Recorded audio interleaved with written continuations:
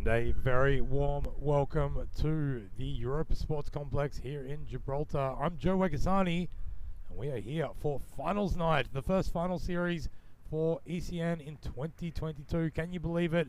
We have had 11 days of scintillating cricket here for on the second most southerly tip of the European continent. It's probably the final time I can tell you that, because this is the final day, and we've had this wonderful series all leading up to this. We have two matches tonight.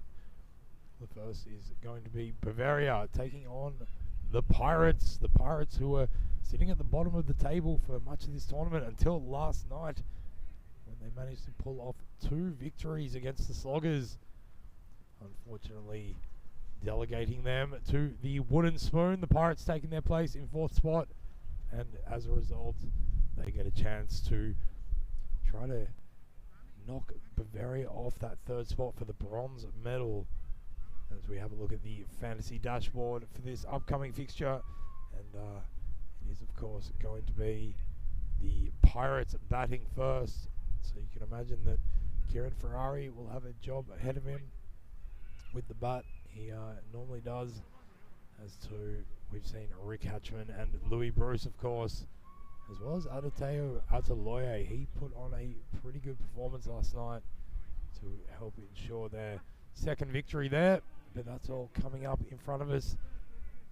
It's been a wonderful day of cricket. If you're just tuning in, perhaps you've been over on the other channel watching all the action up there in Malaga, with the ECL taking place, and some sensational exhibitions of wonderful cricket going on there. We'll get into that, and as we get a special visitor, it's going to be Samarth Bodda taking the new ball, the 19-year-old. He turned 19 during this tournament, and he is currently the top wicket taker in this tournament with 8 wickets. So he'll be coming up against another youngster, Louis Bruce. He's there at the crease. And it all comes down to this for these two teams. Bavaria winning the toss, deciding to field, and they get a chance to try and make early inroads into this Pirate outfit that has been improving with the get-go. Everyone's ready. Let's play some cricket. And a good start by Bodda. Puts it on a really good length, and just using that natural swing, that wind you can probably hear that has been our ever-present company throughout this series. It is blowing again. It's once again similar to last night, and fits and bursts from the left to the right of screen. But again, just getting that one to move late, but well played by Bruce, who defends down the point and takes a single to get off the mark. So let us know in the chat who you're going for and who you think will win. It's been a big out for Bavaria. Ian Lattin, the captain and top run scorer, not going to be able to take the field in this match. So he hasn't been named. He's been replaced by Richard Lake and Christopher Gamilla, also coming into the attack, into the lineup, as Bruce defends this one from the back foot for no run. And it's been such a great display of cricket across all the 5 teams that have participated. As you've been following this story, it's generated a lot of excitement here on the famous rock. As this one, Louis just waits for it, Louis Bruce, and drives it square of the wicket. It was up-ish, but no fielder in that position, as that has to come along and do the fielding. 2 runs taken. So a relatively subdued start to the innings by the Pirates. Samarth Bodda just getting everyone right at the moment. And this one again, just that big hoop back into the right-hander. Bruce had to really, Advani had to really wait on that, and he did pretty well in the end. Interesting, he's been elevated to the top of the order. We did see as that one is pulled away. It's up in the air, but not to any outstretched hand as it falls safely, and he takes a single. Yeah, a few of their key operators from last night are also not there for the Pirates, but they will be relying on the kind of depth they've got throughout their lineup. Kieran Ferrari, we know. Mark Garrett, also pretty good with the bat. Richard Hatchman has done a good job. And, of course, Ataloye, as I mentioned, as the first over comes to a close. So 4 for none. 4 runs off that first one. It is quite sedate. And no big surprises here to see Kenroy Nesta be given the new ball to bowl the second over. I'll be happy with this, Bavaria having chosen to field. Only 4 runs off the first over. Here's Kenroy. And this one's short. It's been pulled away really well. Square behind the wicket, behind square, excuse me, and all the way down to the right for the first boundary of the day. 4 big runs to Advani. So he advances to 5.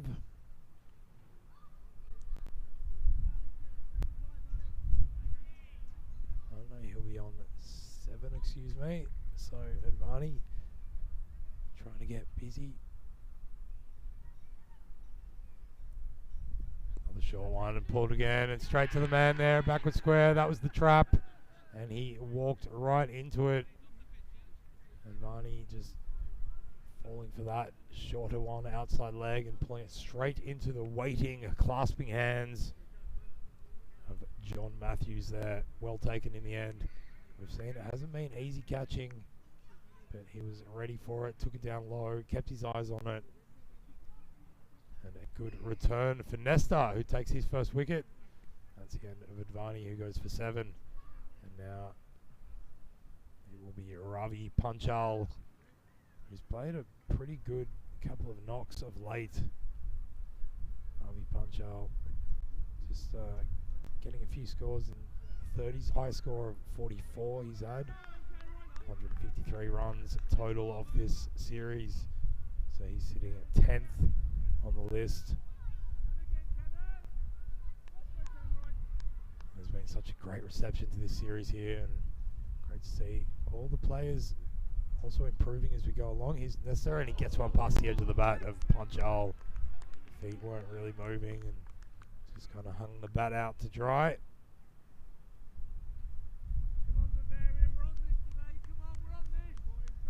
It has been a rather overcast day here, probably the coldest day again. I know I said that yesterday, but it is even a little tad colder today.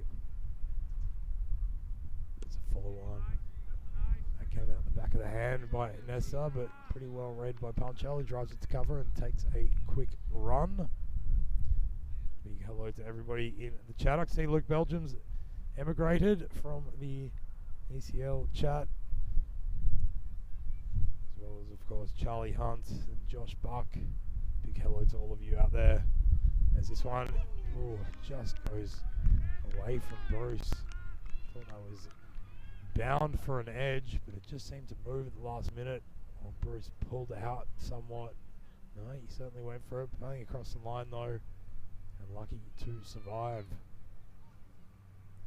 This has been one of the great things as well about this tournament is the differences, the kind of spread of age across all the playing pool.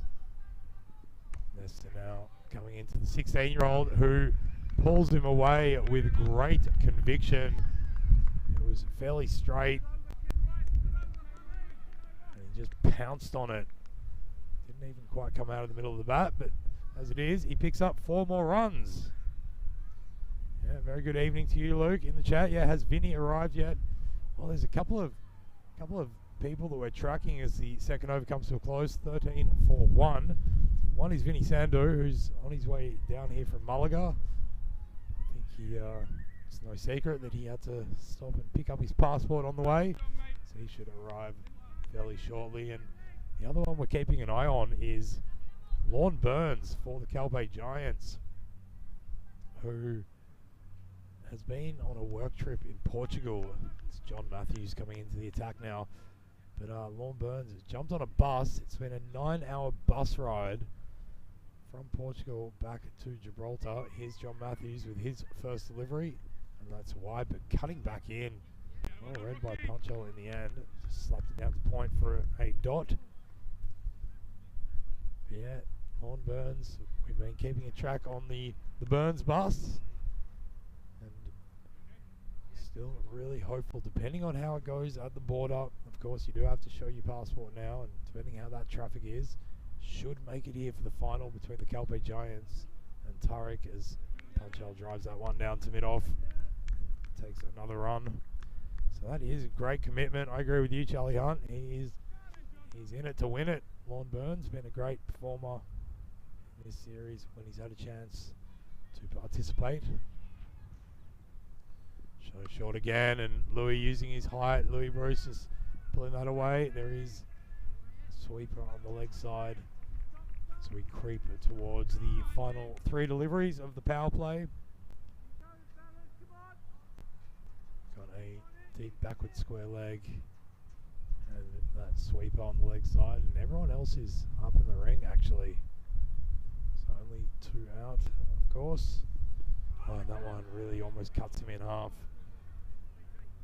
So they're predicting the biggest shots to come on the leg side, and certainly with this wind and this tail that both Matthews and Nestor have been able to extract. Look at that. And Botta as well. He was really moving it in. It's going to be difficult for the batters to get it away on the offside here. That's where the gaps are. Oh, this time he doesn't even try, but he looks for one on the leg side and he finds it in between Reyes and Nestor. That ball nestled in a spot and managed to roll over the rope for 4 more runs. Alright, there we go. Vinny Sandu in the chat. He is in a car waiting in line to cross the border. That's right. Make sure you're not giving any wrong words to the customs agent there, Vinny. I'm sure you'll be very polite. Just explain to them that the biggest event in Gibraltar is happening in 2022 right now, and it is this finals day as that over comes to a close. So 20 for 1, is it? That'll be 19 for 1 after 3. So that is a rather subdued power play. Let's have a look at it. What I call the urban development chart. And well, they tried to get going, but then that wicket really meaning that a new batter had to come in and try to find a little bit of rhythm. Punchal not quite punching out yet. 6 off 7.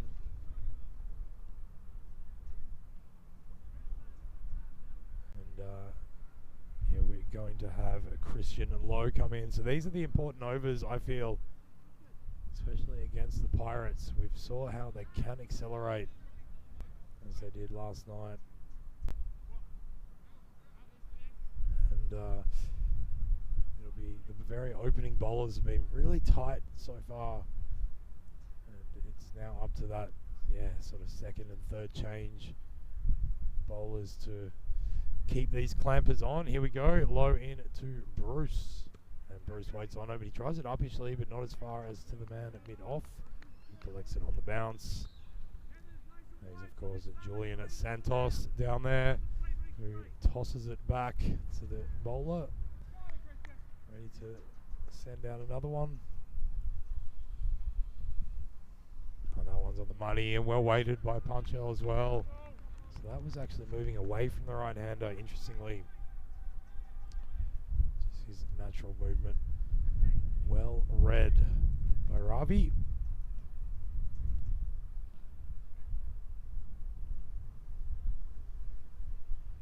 So I know how far Vinny Sandu has to go. If he's at the border, it's an hour and 5-minute walk, Vinny. I found out as that one's wide of the mark, but chased by Punchal and cuts it down to cover. So if it is a very long line over there in the border, then you can always have a bit of a wander. Or you can follow Charlie Hunt's advice. He says, forget the charm on. I've seen Vinny's charm when directed at border agents, and it is irrepressible. No doubt about that. Here comes Low. And this one, well, Bruce, he is in fine fettle today. He's eaten his wheat bix and he's put his batting pants on, because he has lifted that up over backward square leg for 6 more runs. Wonderful hitting by Bruce. Yet to put together a really big innings and put back at the top of the order now. he'll have a chance to stay out there. Just doesn't want to let the situation get to his head. It's not a need to go big so early, but just get in a little bit. But never mind that, because he whips that away. It's not going to find the rope though. But he seems to be seeing it pretty well at the moment.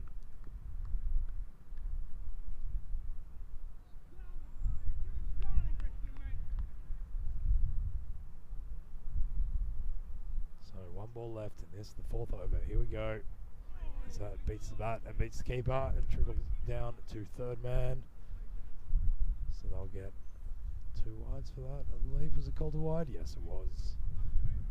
Called a wide as the umpire stretches out his hands. No butterflies on that one today. Might get a chance to see them later on as Low comes in. And he'll have to bowl that once more. Might get even more. No, just 2 more wides as that one once again evades the outstretched hand of the keeper.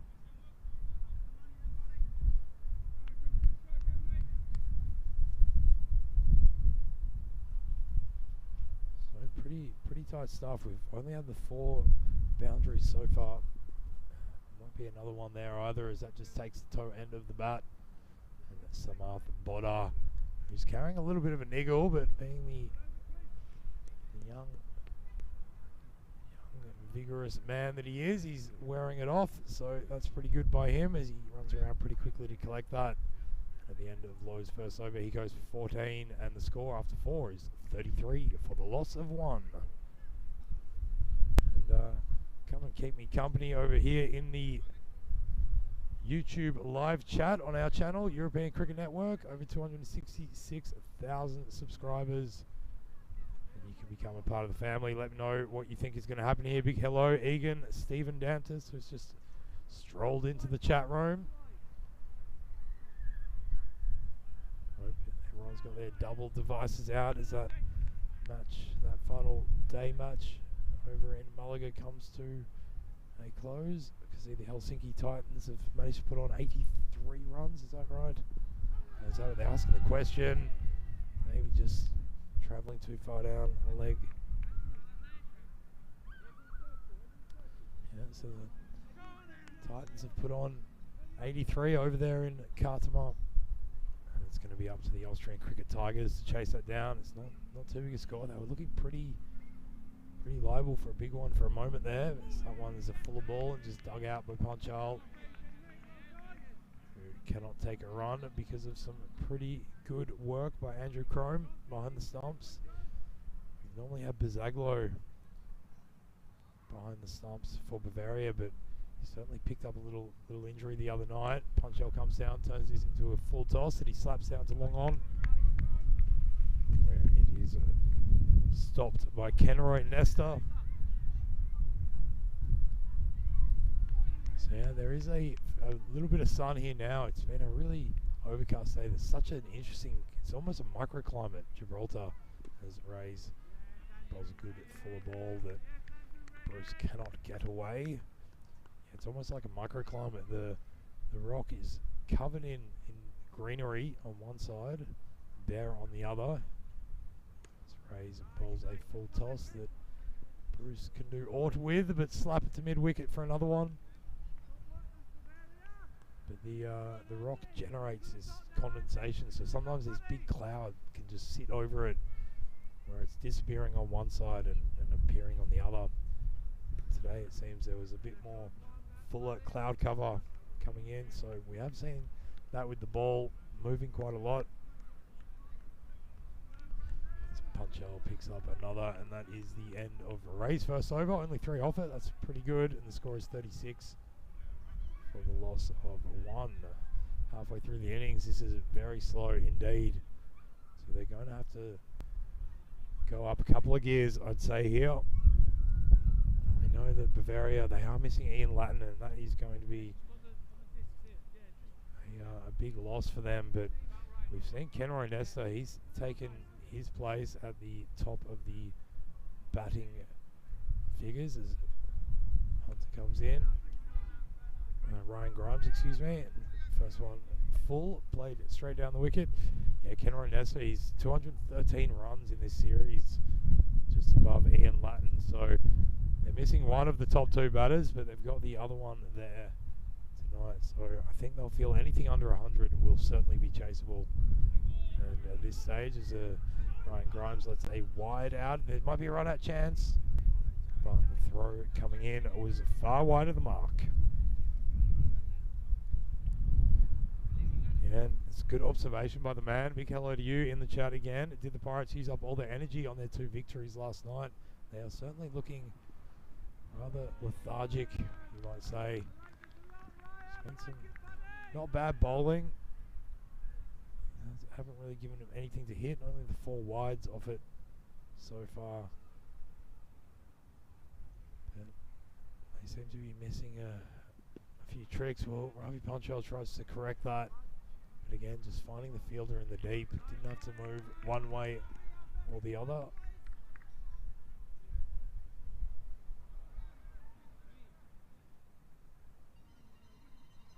So we get into the second half of this innings, and Grimes doesn't have to do too much. Well, he puts that as a full toss, and it's coming under. Cameron Nesta's there, and he jumps up and he juggles. And I think he's let it spill. He has. Well, he got in a pretty good spot, but as we've seen, the ball is really hard to read up in the air here. It swells around, and it can carry too far or hold up. And I think on that occasion, he got too far into it, and then he jumped to try to correct himself. And in the process of doing that, the ball just spilling out of the mitts onto the ground.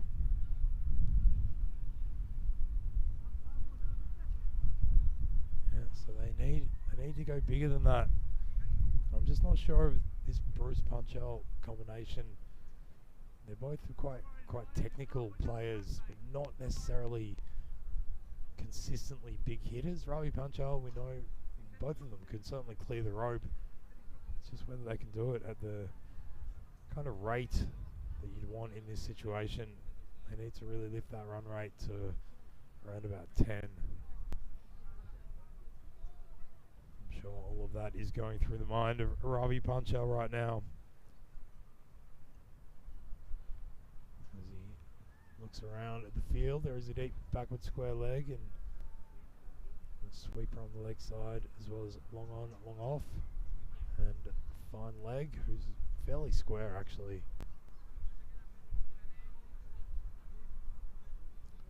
The umpire just makes sure that everybody still wants to play some cricket. Of course they do. Everyone is loving is bursting onto the scene of Gibraltarian cricket after a 5-year hiatus. They have managed to come together, put 5 teams forward, and together with ACN putting on this wonderful series, which we're all hoping is the first of many to come, as we have a look at the Mediterranean Sea there with everybody's favourite lighthouse. There it is. It'll be flashing a Morse code later on. Stephanore's, as Vinny and I discussed the other night. And it is good to see a bit of blue sky. It might be difficult to tell on the screen there, but a bit of blue sky coming up from the east now, which is where the weather seems to be travelling from, certainly the wind.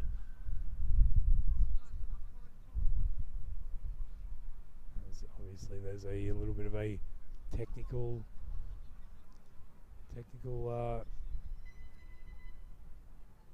mix-up going on, or something that needs to be checked.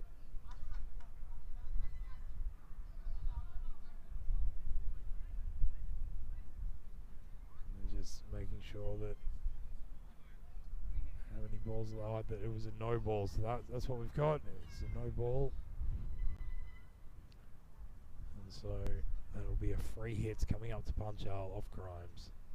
And that one he waits on, it was pretty good by Grimes. Took a lot of pace off it. Pulled it full outside off, and Punchal just couldn't get under it. So a good way to mitigate that free hit. 2 balls remaining in the over now. And Bruce goes searching for one. He gets the rod out and goes down to the jetty and tries to have a fish.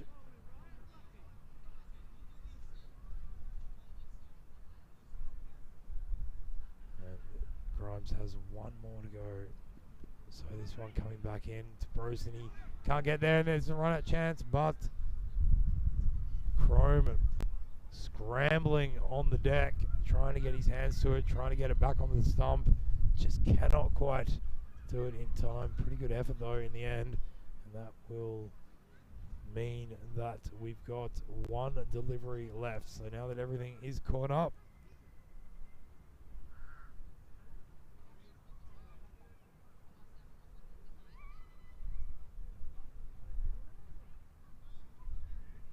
you can see the long shadows now starting to appear on the pitch as that sun makes its way down, and Punchal goes whack, but in the end the ball just whacks into him as he missed it completely. So a dot ball to finish that over, which wasn't too bad in the end from Grimes. He did send down 3 wides and 2 off the no ball, but in the end he goes for 9, and after 6 the score is 45 for the loss of 1.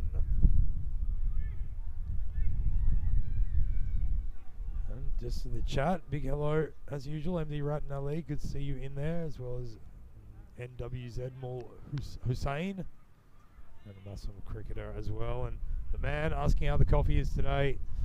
Do I need to put a pebble in the cup to keep it from flying away? Yeah, certainly had a big coffee mishap. Well, my plan is to get Vinny Sando here so he can hold it for me. We'll see how that goes, as Chrome unable to get a hold of that one, and sails past him and down to fine leg for another 2 wides. Yeah, this is going all the way of Bavaria at the moment. Just haven't had a boundary in 2 overs now. I'm not going to get one on that, but it is going to be a wide. So having only hit the 4 boundaries and 1/6 in that, certainly languishing for the Pirates. Maybe they did spend all their energy in going about their work yesterday against the Sloggers. Well, Punchal opens up this time, but he skied it, and it's coming down and really nicely taken. A good catch there at cover.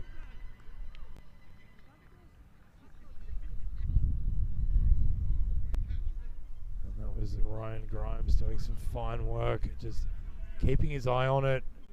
Punchal, he was being shackled, you could feel, knew he had to start hitting out already towards the tail end of the innings, and he just managed to splice that right up in the air, and Grimes did a really good job. We know how difficult those high catches are here on this tip of Europe cricket ground with that strong breeze coming across. So that's the end of Punchal. The wicket falls, and the score is 48 for the loss of 2. And that, of course, brings a man that I think all the Pirates supporters would have been hoping to see out sooner rather than later, Kieran Ferrari. He's also been fantastic so far. He's got 161 runs already in this tournament with that highest score of 34, but he's very consistent. Slaps the first one back, and he's gone. Well, there you go.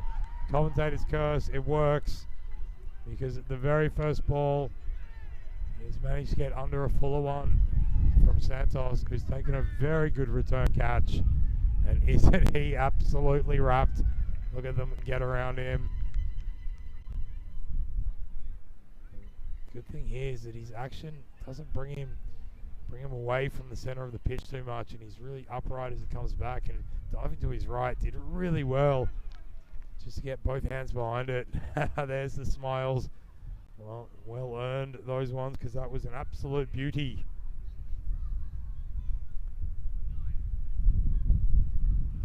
So that was probably the big hope for the Pirates. Kieran Ferrari. Unfortunately for them, he's back in the shed now.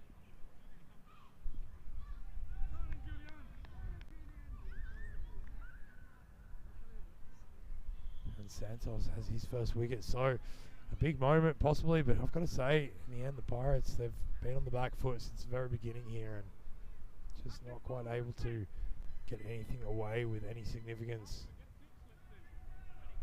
So now it's Richard Hatchman coming in. He's going to have a big job with it, with the ball later on. He's got the bat at the moment. Full toss, that'll be a no ball, and he spanks it away. One bounce over the rope for 4. So, well, that's what they needed. Certainly, you can hear all the Pirates getting up and about. They just need to generate a bit of excitement and energy in the crease here. And Hatchman's come out. He's got a full toss well above head. I might have a look side on if we can. I think it's a pretty easy call, that one. Have a look at this here. Yeah, so this will be a free hit to the Hatchman. He's going to have to hatch some pretty special egg at the moment to get them out of this. Well, he's lifted that one up. He's found the gap. That'll be one bounce. Kenroy Nesta with a superb piece of athleticism running along, and he jumped and slapped it back in. I think this is going to be pretty safe. They've run 2. They're going to check for the boundary. We'll just see if we can get that shot in slow-mo if we can. But Nesta, he was up in the air, I feel, when he slapped it down and managed to save 2 runs for his team. Great work. So another short one. He's hit out in the same direction, but it's gone further and higher. And that has breached Reyes, breached the rope, and gone over it for 6 more runs. Great hitting. Great hitting here by Hatchman. He's hatched a plan, and he's come out and set off to execute. Being very helped by these loose deliveries from Santos. All of them full. Pretty sure he's going to drag anything away to that mid-wicket region that he can. Santos wants to land one fuller and wider off here.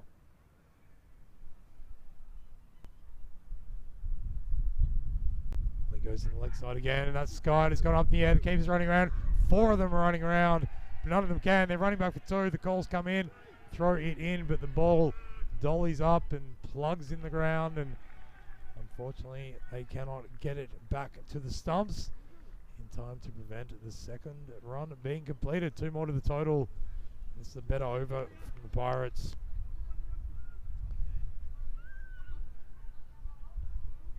Despite those 2 wickets that have come in it, they've managed to pick up boundaries, and Hatchman's doing the bulk of that work. So that's been saved at mid-wicket. They just run the single.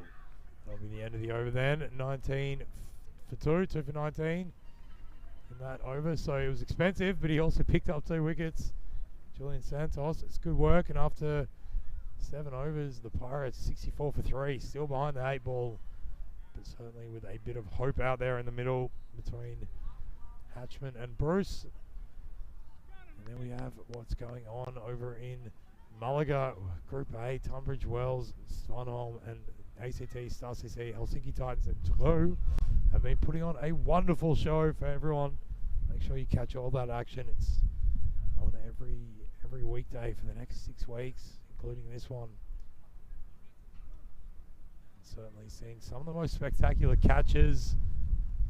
We've seen some absolutely amazing hitting. I won't go into that too much now because we'll get the eyewitness account of Vinny Sandu when he comes in, but also my favourite part of it so far, the ECL, has been the specialist fielder for True, Alexandra Harcook. Absolutely wonderful. Says a lot about your team when you can have someone in there just for their fielding abilities. As that one slapped up, Ray's got a catching chance. He gets one hand to it, but it bounces off over the rope. 6 more runs.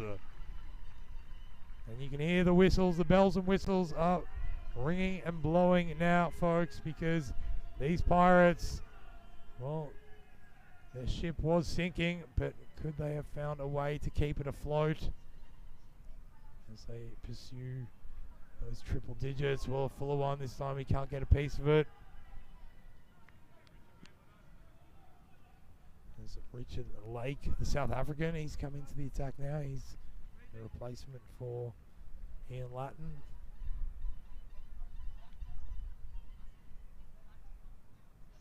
So this one dug out by Bruce and right away to the mid-wicket region for a single. Of course, folks, you can check out all that information about this series and ECL and all other series we've got coming up as they come up at europeancricket.com. All the information on all the different players. It's really a wonderful site. There's another wonderful site is Hatchman trying to find the rope, and on this occasion he cannot do so. So Lake has tightened up after being hit for 6, very first ball. Welcome to ECN Cricket. This time he digs one in shorter, and that's taken to the air. 2 fielders coming under. Who's going to choose it? Oh, it's Reyes. Well, Kenroy left it to him, and Reyes, he was in a good spot, but he also seemed to back away from it a little bit as it came down. It wasn't Reyes, excuse me. That was Julian Santos. Well, he's taken 2 wickets for his team, but couldn't complete that catch. Just seemed to back away from it as the ball hit him, and on this occasion, Bruce preventing himself from being stumped. And that's the end of Lake's first over. 10 runs coming off it. And with 2 overs remaining, the score is 75 for 3. Bruce just almost outthinking himself there, looking for a sneaky single where all he had to be doing was putting his bat behind the crease and saying safe. So they'll bring Botter back in here now, which is a good call. Certainly been pick of the bowlers. Only 4 runs of his opening over. And then Nesta also has 1 over left. Imagine he will be given the duties in the 10th. Hatchman's race away now, 22 off 8 balls. That is some better going. It was just a little bit of a hold up with the Pirates batters at the top of the order today. Just unable to quite get it away the way that Hatchman has set about doing. He won't find the rope this time. Well, we know this field it can be slippery, but I'll tell you what, Kenroy Nesta, he does do it in a very cool and casual way, but he seems to lose his feet quite often. Always looks pretty smooth while doing it though.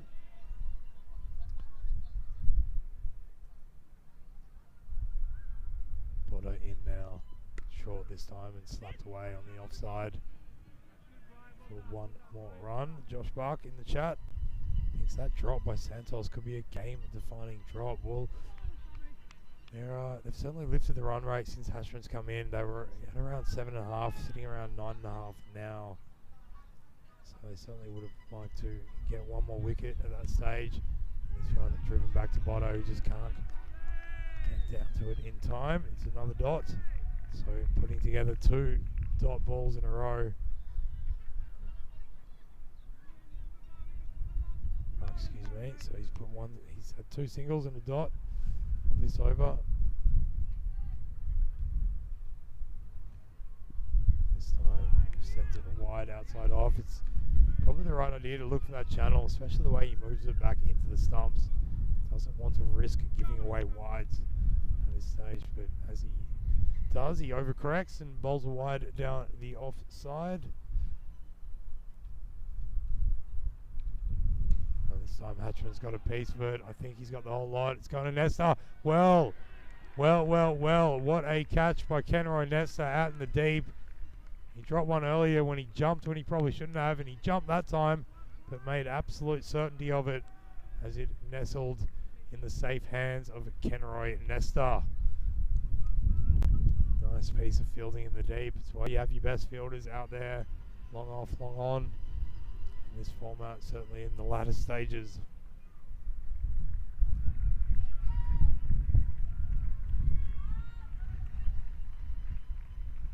So Ataloye will come out now to join Louis Bruce. He's been there since the beginning. Bruce is 21 off 16. He's tried to up the ante, but he just hasn't been able to really push.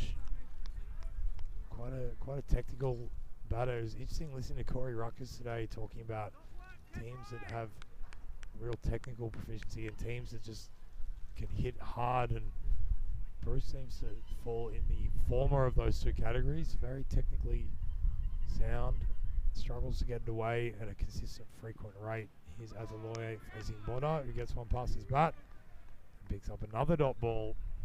So he's got another wicket now, Boda, cementing his spot at the top of the bowling charts.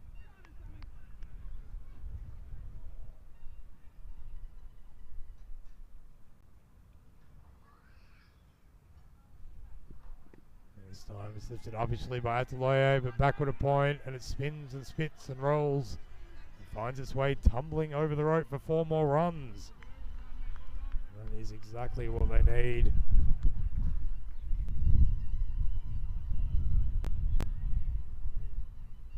And they might need a little bit more than that even. 82 now, the end of the 8th over, so 82 for 4, 1 over remaining. Boda finishes with the figures of 1 for 11. Fantastic going by the young man. I believe that means he has 9 wickets in this series,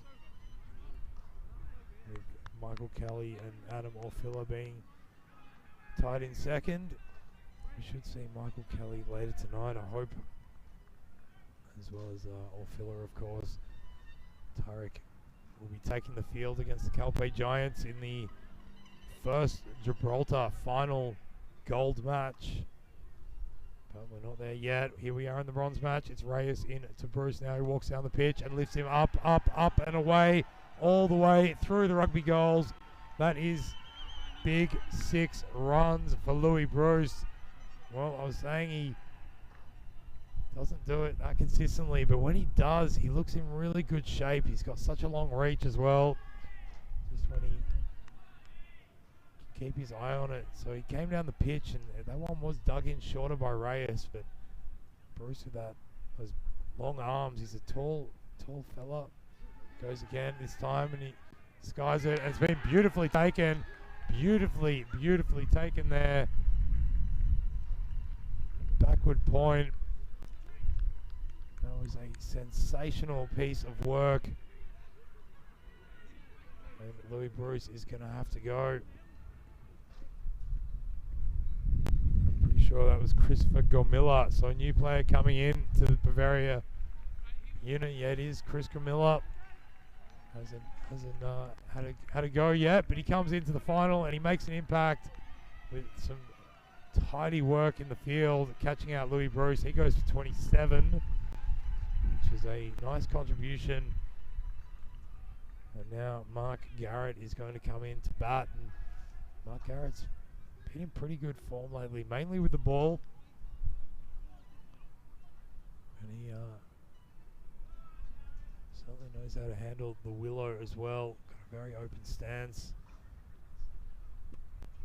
Just gets back and punches that away on the onside for a run.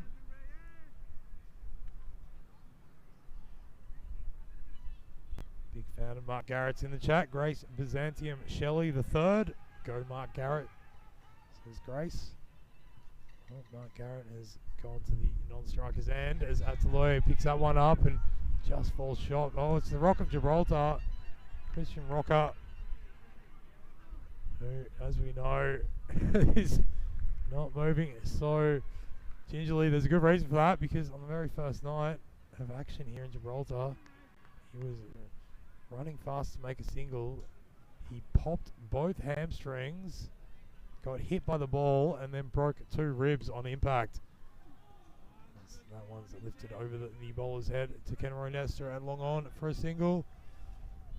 And so if you are wondering why the Rock at Gibraltar is moving like a rock, well, it's because he's lost both his hamstrings and 2 ribs all on the very first day of this series. This time a fuller one.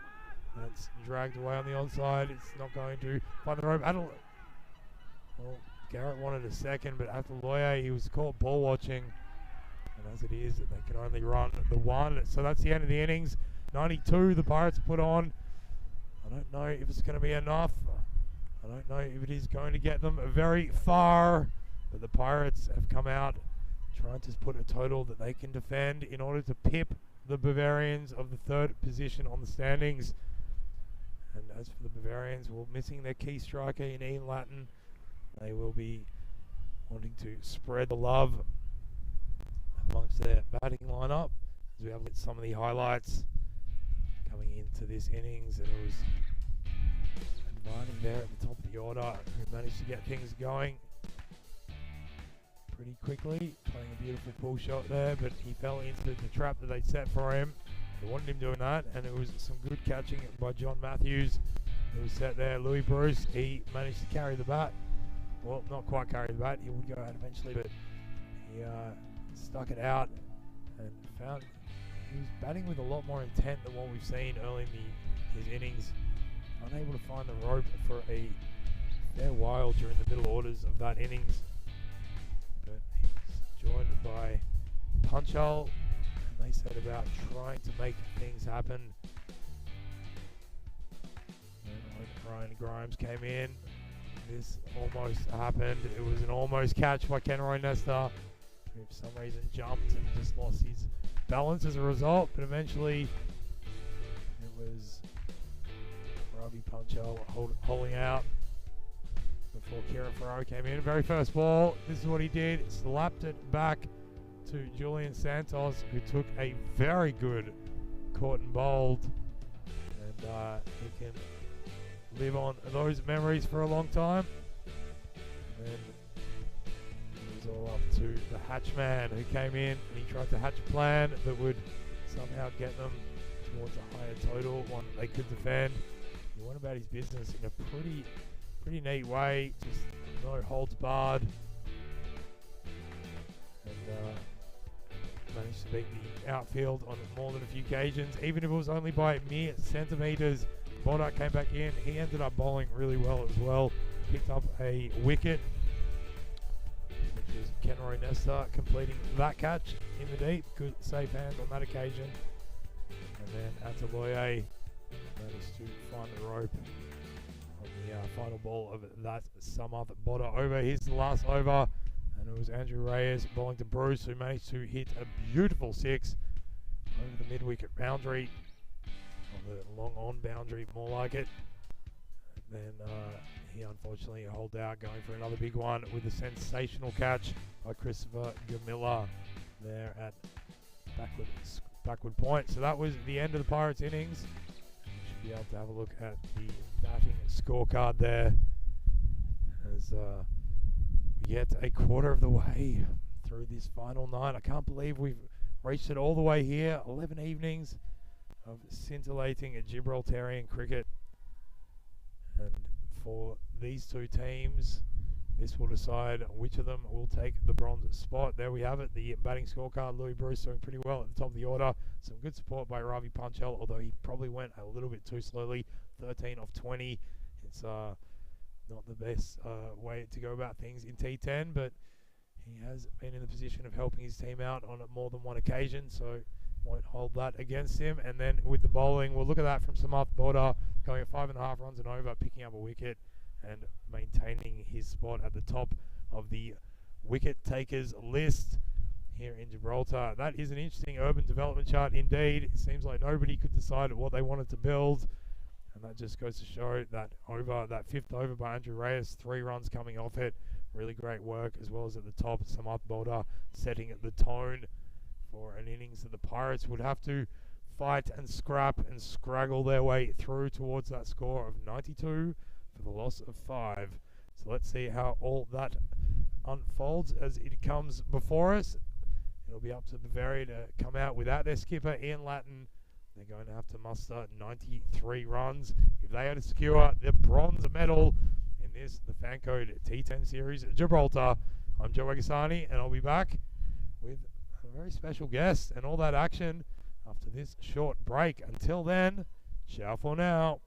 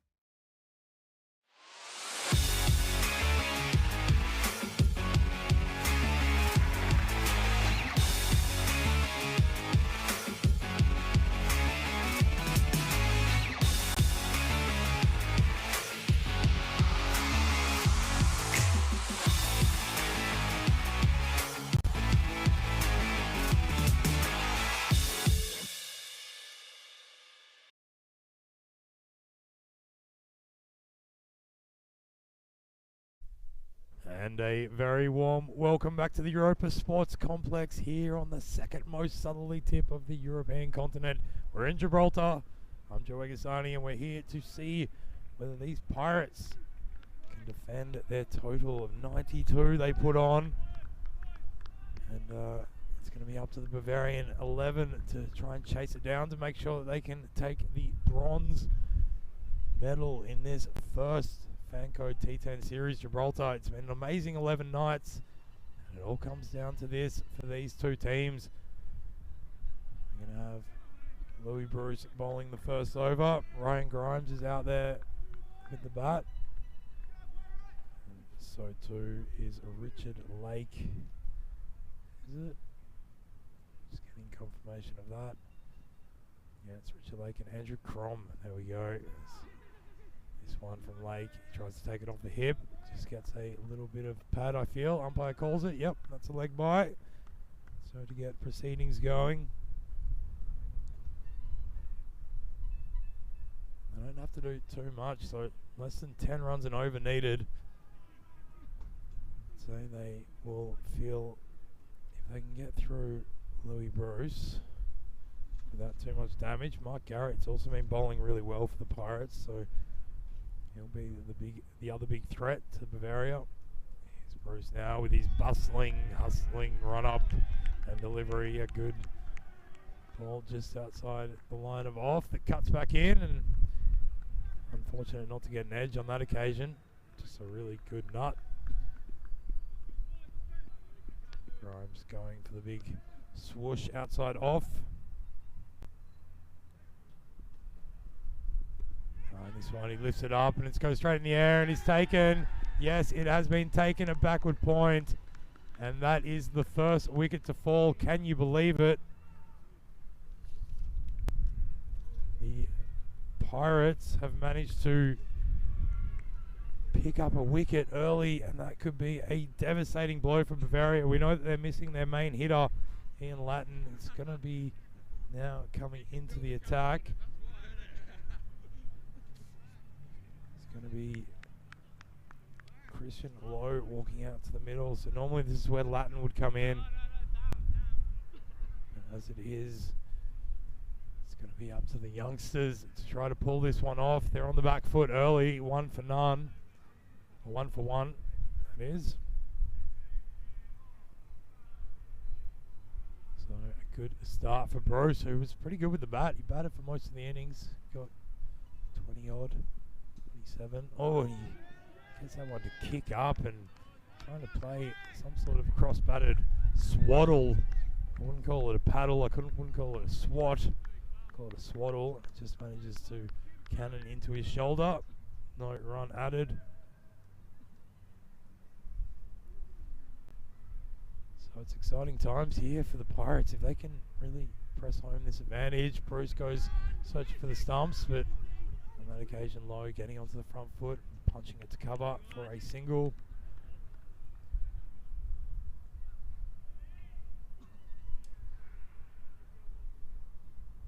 And one of the young shining lights of Gibraltarian cricket, certainly along with Manav Nayak and Samarth Boda. They've all starred in their various ways this tournament. Bruce gets another one through. Quite a responsibility, opening the batting and opening the bowling for your team, and he does really well on that occasion. Only going for 1 run off that over, picking up a wicket. And the score after 1 over is 2 for 1.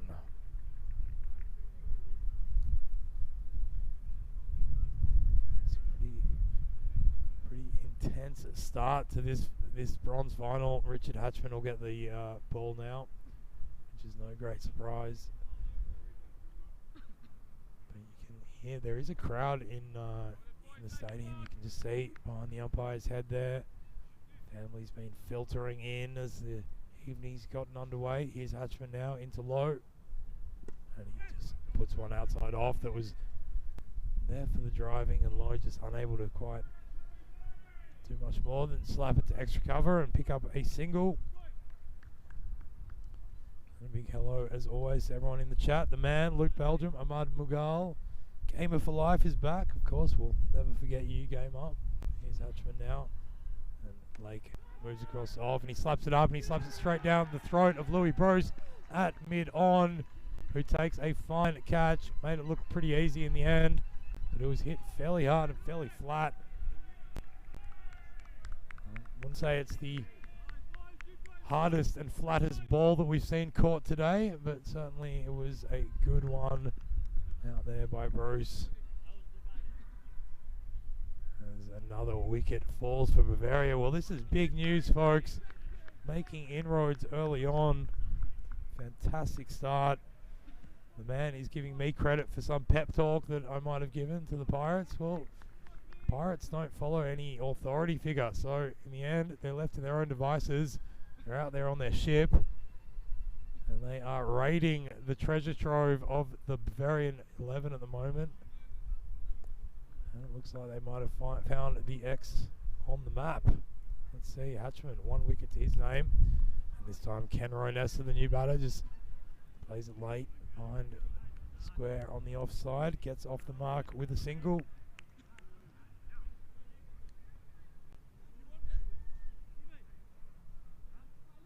So now will be the real test of Bavaria. We know their middle order. It doesn't necessarily fire too much. They have relied on a few heavy hitters. Andrew Reyes, I'd imagine, will be the next one in. So they've gone with Lake and Lowe at the top of the order. Lake's already gone.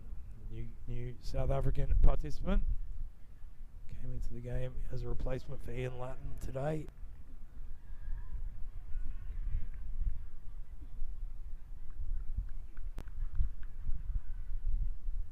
So Hatchman, he's got a keen glint in his eye. I'll tell you what, they can smell this bronze medal. Oh, and that time he puts one at a really good line. And Kenroy backing away. There was no balance there. And backing away and flailing the wand outside the off stump. And I absolutely agree. As usual, agree with the man in the chat. This is how you defend a low total. Go for the wickets, and they've been doing that by attacking the stumps. Nothing too short here. Well, I say that as Hatchman digs in a short one outside off, but gets a good result anyway. Pass through to the keeper for a dot. He finishes that over with 1 for 3, and after 2 overs, Bavaria a 5 for the loss of 2. Unbelievable stuff. And tell you something else unbelievable is we've got a pretty special guest coming into the commentary box. He has had the satellite tracker on him. Everyone in the chat's been wondering where you've been and how you're getting here, but he's made it. Mr. Maximo, welcome to Gibraltar. Yeah, thanks, Joe. It's great to be back, and that's a bit of a first. It's been said to me a few times today. First time anyone can remember someone commentating twice in two cricket games in 2 different countries. And number 2 now is going to be Ravi Panchal to bowl over number 3. He puts that on a really good line as far outside off as he can do with legitimacy as that pass through the keeper. A dot. You've seen some pretty fantastic cricket today, Vinny. I've seen some amazing cricket. I've seen cricket that you just wouldn't believe up at the ECL today. Boil over the big news, match 13. Drouet from France, annihilating Tunbridge Wells from England. Unbelievable. Right here. Let's keep an eye on Panchal. Could start this. And he goes looking for that same line, but just errs on the side of the wide line. This one just gets a snifter of the line, I think, and it will be called wide. I actually think technically it's a good call. And some people go, well, why are we so harsh on wides? It's all about, I think, you want the bowler to challenge the batter, be bowling at the batter and attacking the stump. So even this one, look, it gets half the line. It's going to be called a wide. So let's just encourage them to really attack the sticks. Well, that'll definitely be another one as well. That one much easier to judge. Although the blue lines, what we say, they do belong to the Pirates. In the chat, Sam Nix just come back from a run. What have you missed? Any cameos, top balls or catches? Well, we've had 2 wickets falling early for Bavaria, and they are well and truly on the back foot here as the Pirates hone in for the kill. That's a better line from Panchal. It lifted, but is not called a wide, so that's a good dot ball. So the height there, touch and go. Don't know if it was called as the one for the over, But, yeah, Bavaria wasn't in the plan. Yeah, big shame. No Latin in the lineup tonight. But Richard Lake, tell you what, you take one catch in the crowd at ECL. Next minute, you're playing in Gibraltar. He took a great catch yesterday. See him out there, I'm sure. As that one played off the back foot down the point, they run through for a quick single. The run-out chance was never really on, despite pretty tidy fielding out there by Stephen Gilbert, who's been really good in the field for the Pirates. And talking about really good in the field, another thing I've loved about the ACL, the specialist fielder for Dro. Oh, yeah. Alexander Hakuk. Oh, 22 years old. Haven't seen him fumble yet. Oh, he's just the safest pair of hands around. You didn't see, it didn't do it justice on TV, how hard Chris Williams hit that ball that he snaffled today. Well, talk about hitting a ball hard. Kenroy Nestor's hit that somewhat moderately hard, enough for one bounce over the rope for 4 more runs. So finally getting a boundary on the board. 2.5, almost 3 overs in. Yeah, that's nearly 2.5 overs in. That's the first boundary of the night for Bavaria. Yeah, well, they need to get something going and soon. I think 93 to final. It's not a bad score. A lot on the big shoulders of K-Ness. He's been a bit hit and miss. That's the way he plays. He's exciting, though. Boundary will do him some confidence. Punch out to Nestor. And just plays that late and finds the gap as well between third man and backward point. Finds it beautifully, slices it like a pie, and he picks himself up 4 more runs. Yeah, nice shot. Boundaries and clumps, they're going to help with this score. You don't want to fall too far behind. I think we've seen teams struggling once it gets above 2 a ball, with a couple of exceptions. I will say Bavaria, remember their big chase in, I think it was match 6 when they chased 127 for victory.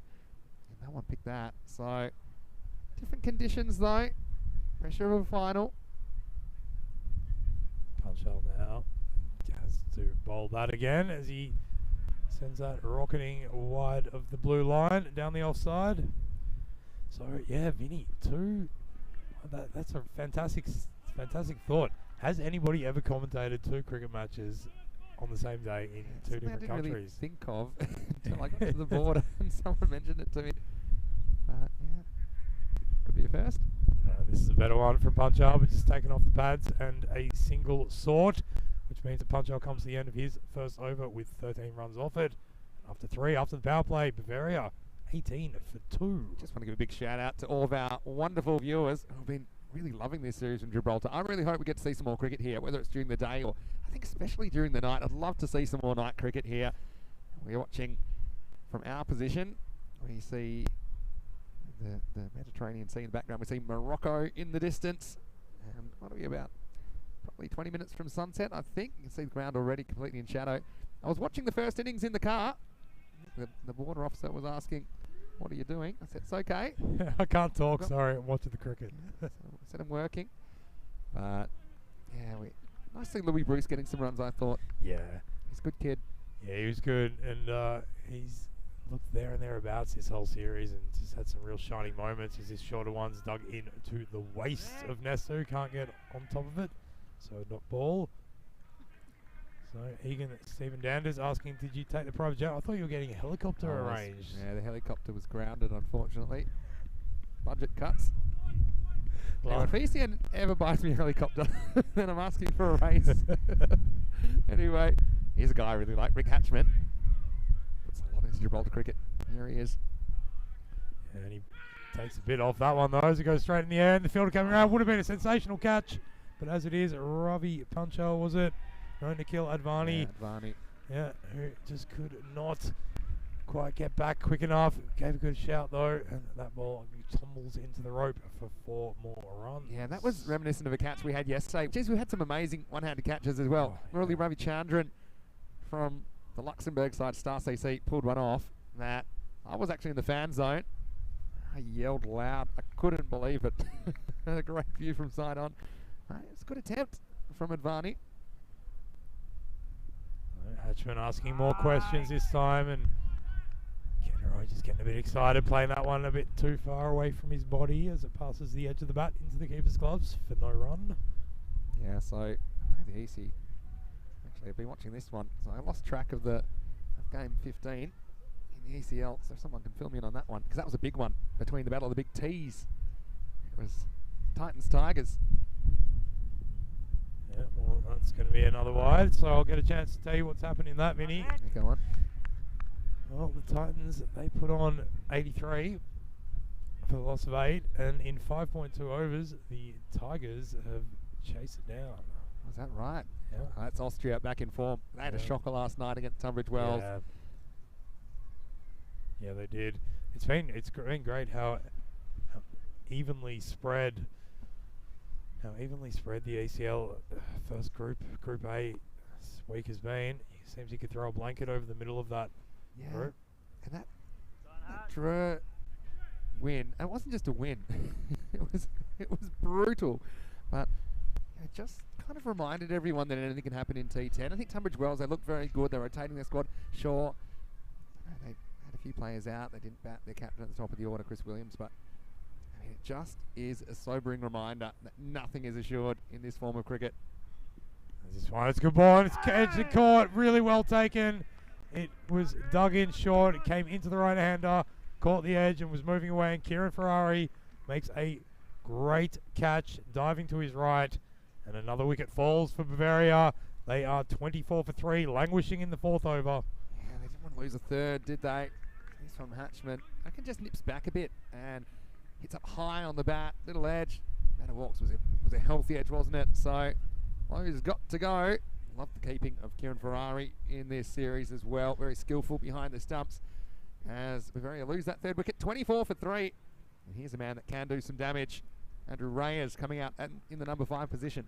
Yeah, and good to see Reyes coming in. Normally bats at the top of the order, but certainly a powerful hitter that they want approaching the crease. And probably happy Bavaria are that Kenner Nesta is still out there. Yeah, but he's radioactive, isn't he, Nesta? he could go big, or he could just explode at any moment. Yeah. No, he's certainly put in a show. He's got to say, Hatchman, one of my favourite players, 2 for 9. Also, it was because of him we got treated to a tour of the Rock on Saturday. We got to meet the monkeys. And I got to see a monkey steal a banana out of a small child's hand. Last ball for Hatchman. So you can make it all happen. Ricky Hatchman, but that time he has that glance late behind point. And the third man for another run. That's the end of his spell. 2 for 10. Look at that. Give a bow. Give yourself a big clap on the back. Ricky Hatchman. That's a great set of figures. And after 4 overs, the score is 25 for 3. Yeah, it's just what you want, isn't it, from your big seamer, Hatchman. After 4 overs, they'd want to be about 36, I suppose. And that's Africa over there, or is that Spain? Which side is that? I think that's Africa. So, over there, because that's that's where the flag is over there. It's Morocco. Most of it's Africa with that little Spanish enclave, Ceuta. Ceuta. Wait, just Ryan, you can join us in the live chat. I'm going to say hello in the live chat right now because it's great to be chatting with you, and just got a lot of viewers that have been following all the cricket that's been going on ECN. 7 matches a day. I'll be sorry to see the back of the night series because it gave me something to do, and I got back to my room and kept me out of trouble. So I'm a little bit worried from tomorrow, but it's a very interesting match. And how about the Pirates last night? Talk about stealing the bounty. Poor Sloggers. Bang, bang, they were out. Yeah, poor Sloggers indeed, but they did put in a good couple of performances this series. They can all be very proud of themselves. That's trouble. That one that just goes down the leg side all the way to the rope, 5 wides. That's what you can't afford, especially when you've had such a good spell from someone like Hatchman at Garrett, who has had a decent series himself, but he's just loose, and this is the risk. Look at that swing away from Ferrari, he's half a glove away, and he knew as soon as that got past him, that's going to be 5 for 3. Yeah, I think he'll tighten up here though, Garrett. He bowled it really well last night. He was one of the key components in them pulling off those 2 surprise victories against the Sloggers. So let's see how he responds now. That's lifted up off the pads, 1 bounce over the rope, 4 runs. Andrew Reyes, he's not mucking around. Yeah, well, Reyes decided to, I would say, hide him in the middle order. We've seen him bat in a variety of positions during this Gibraltar FanCode European Cricket T10. I think if they've just tried a couple of different players at the top. And look, if they come off, they come off. If not, they've got Reyes kind of in their back pocket, and he can assess the situation, bat in a variety of modes. And that time it was just nicely worked away. Boundary of his second ball faced. Yeah, I think that's a really good shout. Reyes just having to rearrange things with that slight change in their lineup today. Here's Garrett in. He's gone for 9 already with only one legitimate delivery bowled. Shorter outside off, pulled away. There is a bit of protection. Well, more than a bit. It's the tall form of Louis Bruce, who is roaming the leg side boundary, saving that. I'm going to mention I liked Bruce's knock. 27 off 18. Good strike rate from him, 150. I think it's not too bad. Catchman as well. That first innings with 23. That was important, wasn't it? Just to get up to something competitive.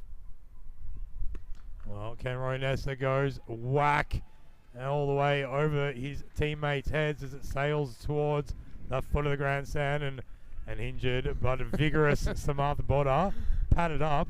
He's fronting up every day. He goes and collects it. Kenroy, he collects 6 more runs. Yeah, it's a nice shot. Big Maximo time, and this one endangers his teammate Spotter. Well, he's already got some hassles. Birthday boy from last week. Kenroy gets 6 this over.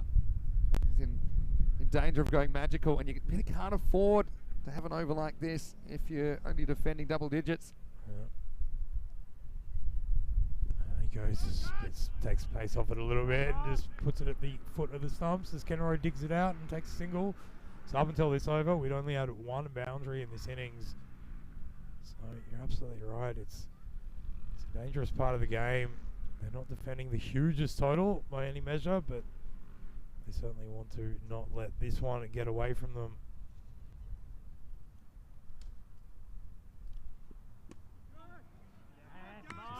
Excuse me, so it was until this over we'd had 3 boundaries. Yeah, but you're right, so 1 in the over before.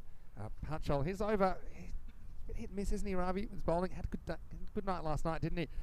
A couple of wides, a couple of boundaries. His over went for 13, but now this one, it's gone for 17. Good mini comeback here from Garrett, done last couple of deliveries. See that rate, just about where it started. Well, this one just takes a bit more pace off it again. Reese just slaps it away to mid-wicket, sets off for another run. That's the end of Garrett's first over, goes for 18. And halfway through their innings, Bavaria 43 for the loss of those 3 wickets. Who do you think's ahead at the moment? Oh, I almost think it's neck and neck. Yeah, I can't pick it. No.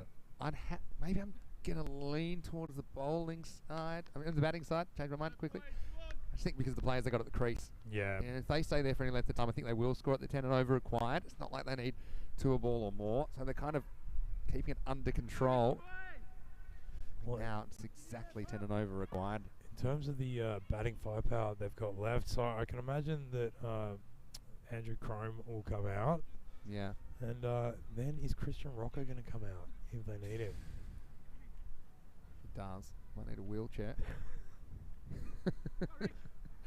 Anyway, here's guy I'd love to watch play cricket, Richard Cunningham.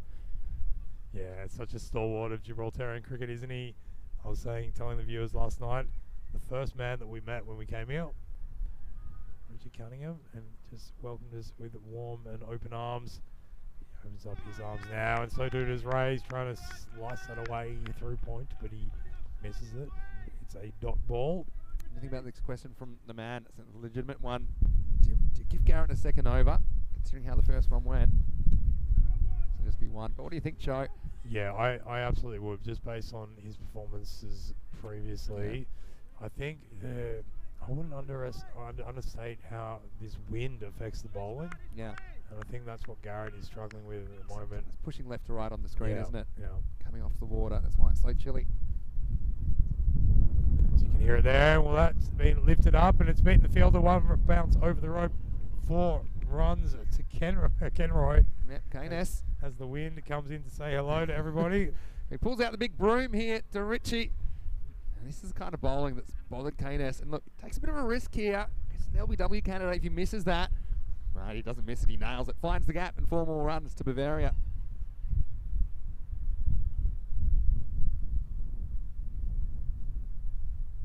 This one, a fuller one from Cunningham. It's been lifted up. Fielder's under it. And he takes a very, very good catch. Well, that was Adebayo Ataloya out there. Set himself in a fine spot. And managed to wrap his hands all over it. Yeah, it was a good catch. And Cunningham, well, he went shopping, as my colleague Corey Ruckers likes to say. He was shopping for a wicket. And Nesta was buying. And well, unfortunately for him, his innings comes to an end. And Cunningham, the man to break the partnership. Well done to him.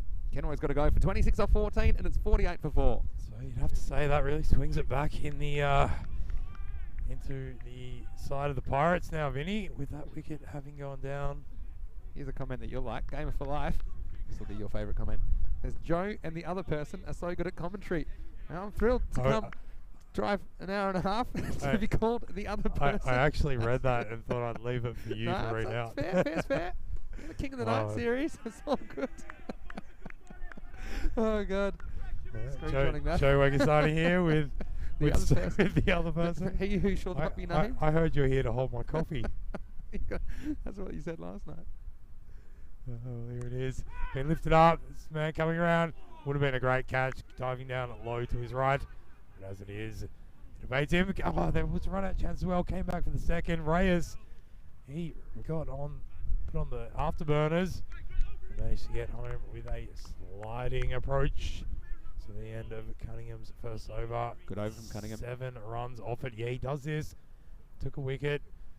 The other night he changed the game by bowling an over that only went for 5. Oh, that would have been out too. Reyes just surviving because of the errant throw. So after 6 overs, the score is 50 for 4. Game for Life is just sorry they don't know your name. Well, I'm sitting here. I'm Joe Wegasani. I'm sitting here with the other person who is Vinny Sandu, Mr. Maximo. Gamer for Life. That is absolutely fine. Welcome to ECN. No one short outside. Oh, it's been punched away. It's beaten the fielder at point. Found the rope. 4 big runs to Reyes. Yeah, nice shot. And he can play strokes all around the wicket. Reyes had a good series. So said Varney with the ball. He's been good in pressure situations. This one into the wind, but still goes all the way to the boundary. 4 runs. And so, Gamer for Life. My name's Vinny Sandu, Mr. Maximo, as I've known. You have done more night series games than me, to be fair. No, that one gets through the gate. And there's a stumping question. This one will be interesting here. Yeah. I think he's safe. I tell you what, if there's something behind the line, it's not much. I actually think the replay will probably be inconclusive, but the umpire has the best look at this. Reyes has a really close call. Slow this down as much as we can. We don't get a great look at this line here. So look. I mean. Oh, gosh, that is so stick to that side on, I think. And I think it's a tough one for the match referee if they're going to have a look at this. I think not out on the field was the call. I got that side on one again, but yeah, Reyes, just don't get a good look at the line where his foot is. That's the thing. Yeah, slid out. Yeah.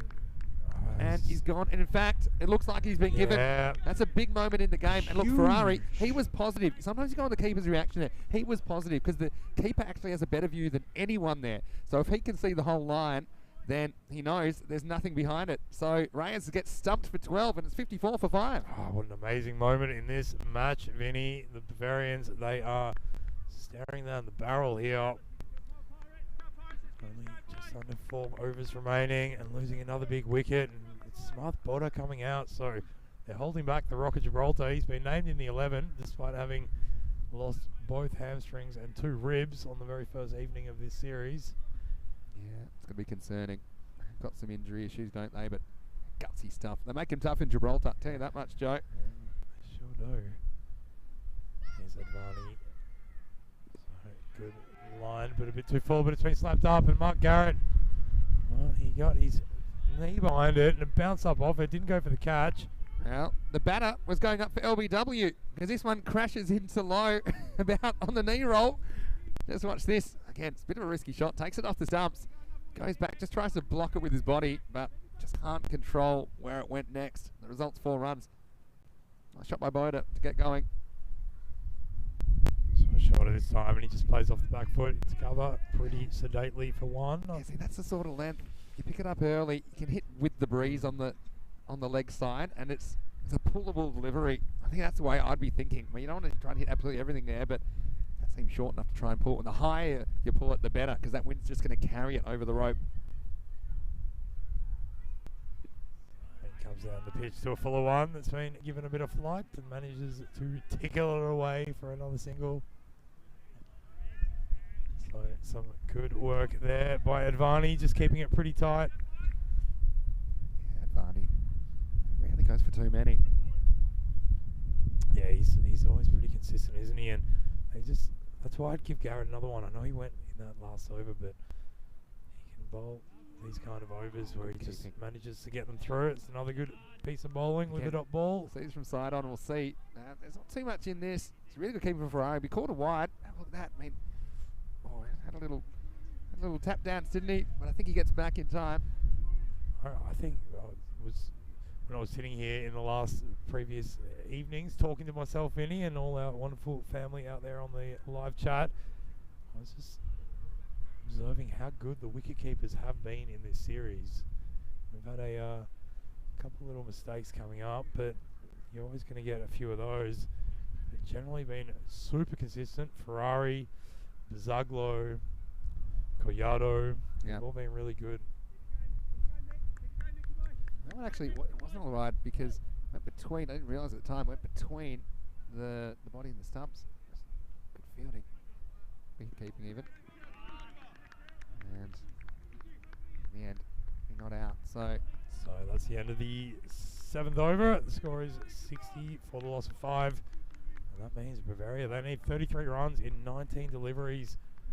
So they certainly need to lift that required run rate. Here it is. It's the big one, Joe. I don't know who to tip, to be honest. I mean, okay, Tarek have a slightly better record, 6-2 versus the Giants, 5-3. They've both been on the end of golden ball tragedies, but in this final, it's going to be the Giants chasing. So they've won the toss. They've decided to bowl first. Full toss this time from Cunningham is lifted up over the mid-wicket boundary for 6 more runs.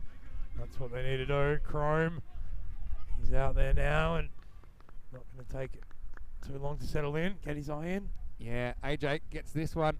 And actually, these two have a bit of history. They are teammates at Costa del Sol sometimes. And I know that Richie Cunningham got out AJ Chrome, caught and bowled earlier in this series.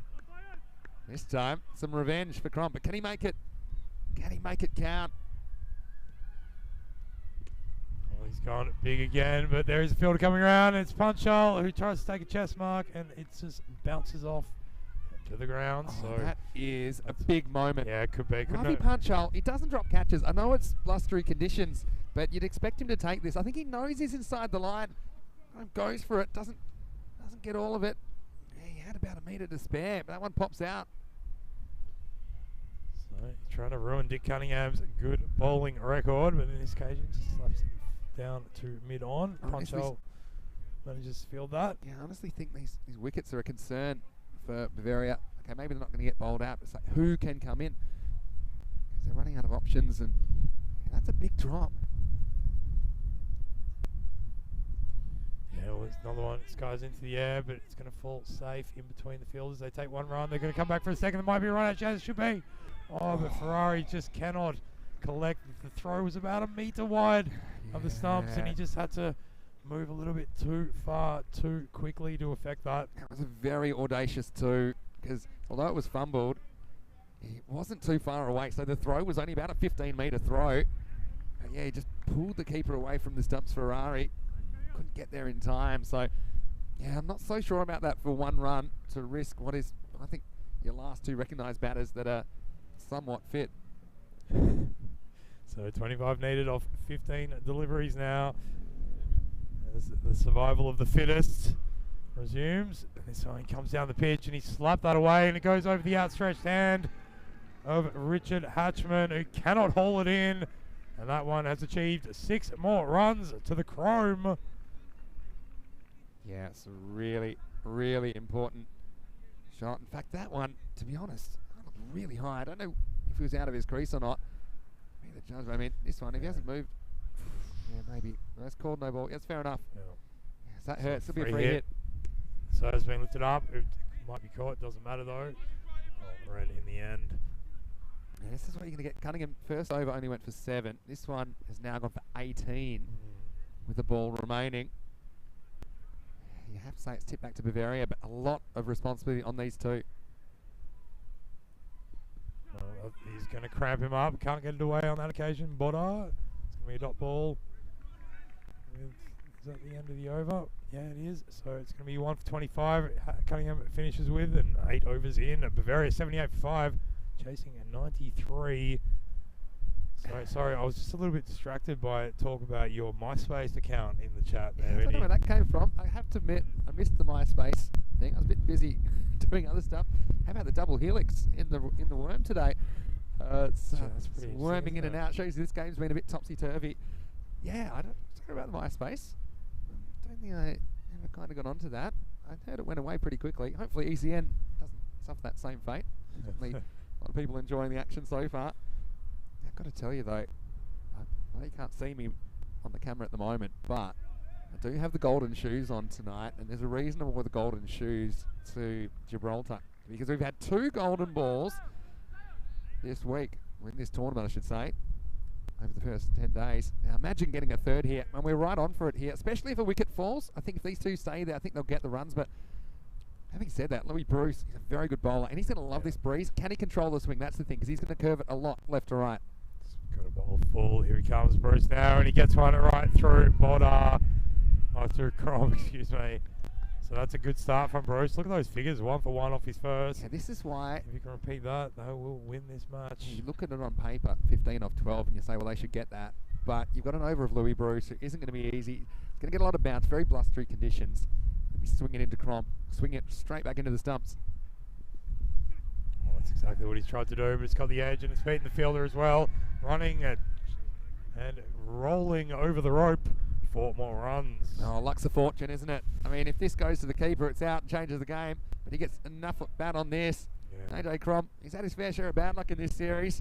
Gets a slice of luck here at a crucial time. That one takes it down to 11 off 10. And now I think against Bruce, I think because he's probably one of their premier bowlers, you're happy just to get at least one. If you get a loose ball, then sure. But I think you just don't want dots at this stage. Dots kill you. If you can get it down to, say, 6 or 7 off last over, you're pretty satisfied with where you're at.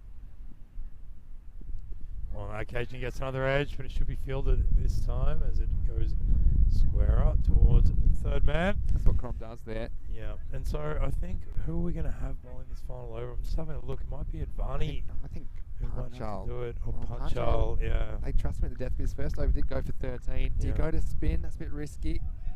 Everything's risky, I suppose. And I think they'll go to Punchal. Bruce gets that one right again. It's lifted up his sleeve, but just past his outstretched hand, and they run through for another one. Yeah, it's interesting. They didn't give Garrett another over, so he did get quite a bit of treatment in his first. Yeah, I just think Ravi Punchal, he's in the team for these kind of moments. Yeah. You know, he's a bit hit and miss, I know, but I think they'll back him to bowl the 10th. Well, Rico's just sent me a text. Says golden ball alert. Well, Rico's got the tingle. Hello to you, Rico. How's the weather in Spain? Well, it would be very Gibraltarian of Gibraltarian cricket to get another golden ball as you arrive with your golden shoes, Vinny. That one, well, he backs away from it and it goes sailing over the bat. So that is an important dot ball, because that makes the equation all the harder. 9 off 7. This is the problem when you yabba dabba do. Is it get a bit cute, your head's not behind the ball. If it bounces a bit more than you expect, you don't get anything on it. Again, if it gets a little edge on that, it's trouble. So this game is on a knife's edge, and this is a huge delivery. The last ball of Bruce's spell, geez, he's been good. 1 for 7. Oh, it's a slower ball, a really good, slower, fuller ball that beats the bat and passes through to the keeper. He finishes with 1 for 7, and that is a sensational spell of bowling from Bruce. After 9 overs, Bavaria 84 for 5. Now, game on in capital letters, and about 3 exclamation marks. And now going to go to Punchal, it looks like. He grabs the ball. How about the pressure on the bowler? How about the pressure on the batters? Pressure on everybody. Will we see 3 golden balls in Gibraltar? Well, it's possible. I don't want to get ahead of myself, but it's on here. I mean, it all depends, I think. Can Ravi Punchal get his control back? I mean, we saw his length just getting lost a bit. We said a bit too short. Well, I think that's what that's the problem, is all the ones that were going wide, he was digging in short, and if he can just do exactly what Bruce did then, just full of balls, outside off, then they're going to all the pressure's going to be on the batters to produce the shots rather than just being able to use his pace. Yeah, you don't want dots at this stage. I still think you're going minimum 1. You're eyeing off the gap, I think. Backward point is in the circle, but there's space all around him. I think Ravi Punchal, he does like to bowl outside the off stump in that channel and try and sneak some dot balls in there. I think if it's outside the off stump, I'm slicing it, trying to get a boundary there. All right, last over, and it's going to be 9 to win. Bit of an anticlimax. Yeah, but I'm just looking at the field here, because that's going to say to me what his plan is. I've got 3 men defending the leg side boundary plus a fine leg in the circle, but they've got 5 on the offside, so I think it's going to be an offside attack. And that's what he does, and it's lifted up, and it's going to beat the fielder. Might run to the fence as well. He's chasing after it. Richard Cunningham does a really great job. The old slip and slide. That's a good shot, and I think that shows you that he was thinking that way. That's really smart batting from Boda. For him to get back for 2, it's quite remarkable anyway. Guess he wanted a bit more pace on this shot so that got to the boundary, but still that's a handy start. 7 off 5. Yeah, and that's the thing, to get it within one big shot, that would be another target. One more on to do that. This time he comes down the pitch, and they're running through for a single, and they achieve it. Oh, Can you believe it? There might even be extras. No. No, they are going for it. There should be a run out this time, but what happened there? How 3 run-outs have been missed in one action, as the batters snuck 1, they snuck 2, and then they somehow managed to sneak a 3rd. That's a missed hat trick on 1 ball. There were 3 opportunities, and each one of them weren't that difficult. I can't believe they tried for the second. Don't know if we have time for the whole replay. This was unbelievable. There's 1. We'll have time for 2. And Ravi said, I'm going to go for it. Try and save the run. And then look at this. And they come back. Even though there's a long way for Boda to go. Look where he is when Ravi touches the ball. He's got about 2 metres of the 20. Yeah. So that'll be 2. Well, that's it. 2 buys. That could be the biggest moment. Here we go. 6 off 4. He pulls that one away, but not with any conviction. They're going through the single. This is some really courageous stuff by Boulder. He's been carrying an injury for the last 4 or 5 nights, and he is out there absolutely gutsing it out. So gutsy. You can have a rest after this. That's a no ball as well for height. It's called. So Ravi, again, the length, just getting away from him. So this is going to make this a free hit. So I think this is one you can have a slash at. You can win the game with a boundary now.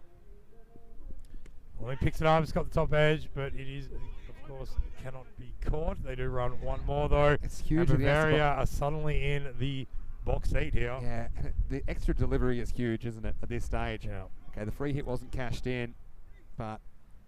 Yeah, no ball at this stage just gives all the advantage to the batting side. Just the extra ball. Of course, the fact that you can't go out. I've only been here for 9.5 overs. It's already all happening. Worth the trip, because it's 3 off 3 now. I mean, a wicket changes the game completely as well. I mean, imagine if Boda gets knocked over here. You've got a new batter coming in. He's going to have to get 3 off 2. It's going to be huge pressure. Ravi Panchal, 3 off 3 required. He tries to dig that out. He's going to get 1 run off it as he can't go for manages to. He can barely run 1. That was smart. I mean, Crom took off like the clappers there, and he probably might have made it back, but he was never getting back. Boda, he's Jake the peg on 1 leg, and so now 2 off 2. So you imagine a drop ball here. This is where, if it happened that there's a dot here, I'd actually retire Boda and get another batter in there. Not Christian Rocker, but someone else that might be able to run faster, because then you'll need 2 off the last ball. But we'll see if he scores off it. Oh, huge pressure. Who says that bronze doesn't matter, Joe? 2 off 2. 1 will tie it. Any score will tie it now. Oh, he goes chasing for the Yorker, but just gets it a little bit wide, and in case you get a leg by. So now you've got Boda, who can't run. He's facing, right? And now the scores are tied. So any score will win the game for Bavaria. And if they don't score, this is what we're going to have. And we've had plenty of practice. We'll have a golden ball if there's a dot off this ball. If there's no score, we'll go to a golden ball. And the Bavarians will have to stay in. They'll get 1 more ball to get 2 or more. Otherwise, it'll be the Pirates that steal this one. And it would be a steal, really, at this stage. Well, shades of Christian Lowe pulling off a wicket off the last ball to force a golden ball. So all the fielders naturally coming in around the bat. Doesn't matter beyond singles at this stage. There's a crowd around. This is huge. Oh, yeah, you got to get someone in even closer. I think Louis Bruce is coming in to maybe take the stumps at the bowler's end. Okay, last ball of this game. Any score wins it. Oh, he's thinking about the man card. He's gone, I think. Yeah, this is going to be out. Probably see this. Camera 4 will probably have a good idea. And this is, I have to say, I think it's smart. Did he knock it with that ball in his hand? He I think he does. And look, off. Crom is going early. Yeah. Yes. I think I have to say it's fair enough. You know, I know everyone's going to have different opinions, but it can decide the game. And Crom has been taking off Yeah, absolutely. It's legitimate. Well, you know what? They haven't appealed. So, I mean, that's very sporting. Super sporting. That's very sporting. But I suppose what it does, it sends a message, doesn't it? So, I guess well done. Yeah, interesting stuff. That's just kind of goes to show the sort of spirit that this whole tournament's been played in. But I mean, also, it's a warning, essentially. Yeah, what it's he's a warning, it. essentially. No appeal for that. Last ball again. Boda needs any score to win it for Bavaria. Oh, and he slapped it away. He's going to do it. They've won the match. Bavaria with Boda finding the gap through mid-wicket, flicking it off the pads. 4 big runs to wrap it all up. And Bavaria, they seal their bronze medal in this first FanCode T10 ECS series here in Gibraltar. Oh, I've loved this Gibraltar series. I've loved all the teams, really, and I've loved the close finishes, Joe. I've got to be honest.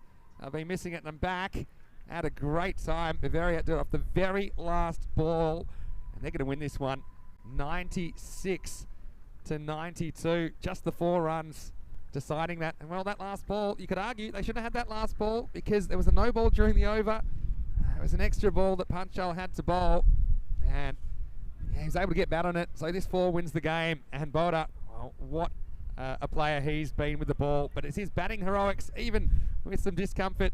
He's won a match off the last ball. That's something I'm sure he'll remember for the rest of his time on this planet. As well he should. Well, we started with Louis Bruce bowling to these 2 who were trying to get going. It was Richard Lake and Ryan Grimes at the top of the order.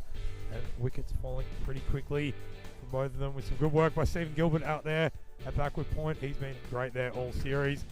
And Ricky Hatchman came in. He managed to pick up 1 of his own as well. As that was Louis Bruce getting involved with all the wickets thus far. Then Kenroy came in, and it looked like he was set for the big show because he started to go whack, making his way towards 26 of 14, and it was really his innings that allowed Bavaria to stay in the hunt, even though they looked like they were out of it for a while he was out there. And certainly he was going to keep hitting it as much as he could. Yes, a few highlights weren't there as the sun went down. And the sun going down on this tournament. There was some more action in store. And Hatchman, I thought he was great, Rick Hatchman. And nice work as well by Kieran Ferrari. He's got a lot of skill behind the stumps. He's well positioned there. That was the end of Christian Lowe. And Reyes, you felt that his addition in the middle order just gave them a bit of stability in there. 5 wides, that would prove to be costly. Look, it's hard. You don't want to get on someone like Mark Garrett, but that 5 wides hurt them. 18 came off that over in the end. Reyes, he was looking like a danger man. Meanwhile, Keynes, well, he does what Keynes does. And he was hitting a lot of balls that were going to the boundary or over, like that one. But, well, Dickie Hatchman, he had a plan to get rid of him. He was tossing it up. He was trying to force him into a mistake. And ultimately, it would pay off with a very good catch from Ataloya to move Keynes. So yeah, although they lost the wickets, they never really slowed their scoring. I think the lowest over, except for the first 2, they went for 2 and 3, was 6 off that night from Bruce. So they just kept chipping away at that total, didn't they, Joe? Yeah, they absolutely did. And I've got to say, Andrew Crome did a fantastic job when he came out and when he was joined by Boda. It turns out that these 2 would have what it takes to continue chasing this down. Crome making his way to 25 or 15, and Boda chipping in as well with a couple of 4s of his own, and he would end up with 14 off 11, I believe. Just double check that, but some nice power hitting by Crome, getting down low. Richard Cunningham, well, he's come to the show and performed admirably on more than one occasion. Cunningham managed to bowl quick, tight overs in the middle innings, but on this occasion he just got a bit of treatment. Louis Bruce came back on, and he started to try to put the clampers back on, only going for 6 in that last over. It all kicked off here. Now, what we didn't realise, the ball before this, they ran 2, but it was actually 1 short off that first ball that sliced away backward point. So it was only 1 run, not 2, and that's why I actually went to the last ball. And this was 3 missed run-outs in 1 ball.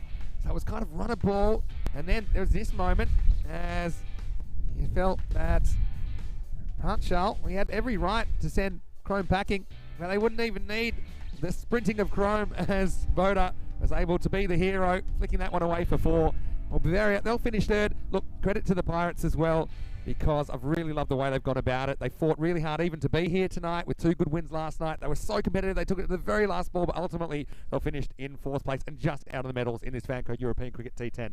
Yeah, absolutely. I feel that Bavaria, they have been spirited fighters throughout this whole tournament, putting on some great shows, and they are well earned. Well, they've earned their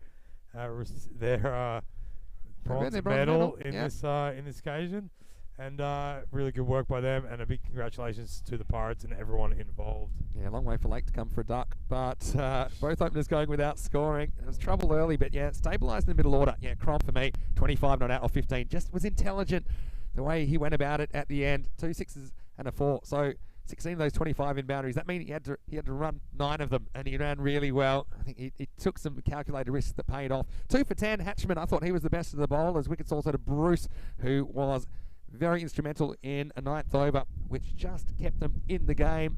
Wickets also to Cunningham and Advani. But ultimately in this one, we had another last ball thriller. This Bavaria that end up in 3rd place. And so we'll be back not too long now. About 10 minutes we'll be back for the big one, the final. And it's going to be Turek versus the Colpay Giants. Well, the first match of the tournament, we saw these two clashing. We'll see them playing off for gold when we return on ECN. Vinny Sandu here, Mr. Maximo, along with Joe Regasani. See you shortly in Gibraltar for the big night final. You're watching ECN, and this is the FanCode European Cricket T10.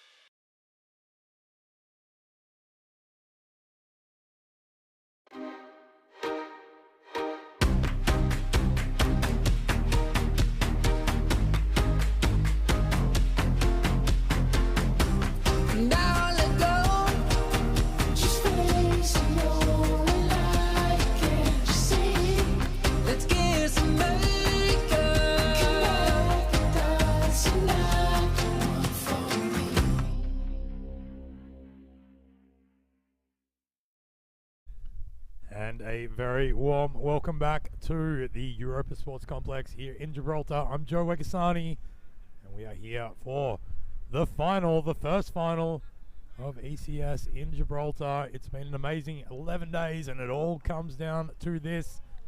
We've got the Calpe Giants taking on Tarik, finished Tarik on top, and Calpe Giants second in the group stages as we have a look at the fantasy dashboard there for this upcoming match. And the Giants, they have won the toss and elected to field, which I think is a pretty bold move. We've seen how runs on the board are good runs in this format, and we know that this Tarik side certainly have what it takes. The bat versus ball wall has them making 107 and the Calpe Giants 96. So we'll see how those predictions go. Let us know what you predict in the YouTube chat. European Cricket Network. We'll find out very shortly how this all unfolds in front of us. It's going to be Polagella taking the new ball. No big surprises there. And Avinash Pai and Mark Gowes, who have been so good at the top of the order for Tarik. So it will come down to a fiercely contested battle between bat and ball, as we can only expect here on ECN. It's been a wonderful tournament, and the fact that we're coming down to probably the two best performing sides certainly all makes sense given how these two sides have performed throughout. I think Avinash Pai is going to be the key here. He has just been hitting his straps as this tournament's gone on. He has the highest score of 75 so far. He's sitting, well, and Mark Gowes sitting third on the list of run scorers, and Avinash Pai sitting fourth with 196 runs and 190 runs respectively. So they're pretty formidable opening pair. And you feel the Calpe Giants would just love to take one of their scalps early. Here we go. Let's play some cricket. So right on the money, Polagella from the get-go, but Avinash Pai just manages to make a good connection with that, finding the rope and finding 4 runs off the very first delivery. So a very positive start for Tarik. And it seems only right that these two should be meeting each other in the finals. It's a great tradition of Gibraltarian cricket that runs through all these clubs, but these two no less. As that one wants to get on the money, but Pai just rocks back and dabs it away on the onside and sets off like a hare to the other end for another single.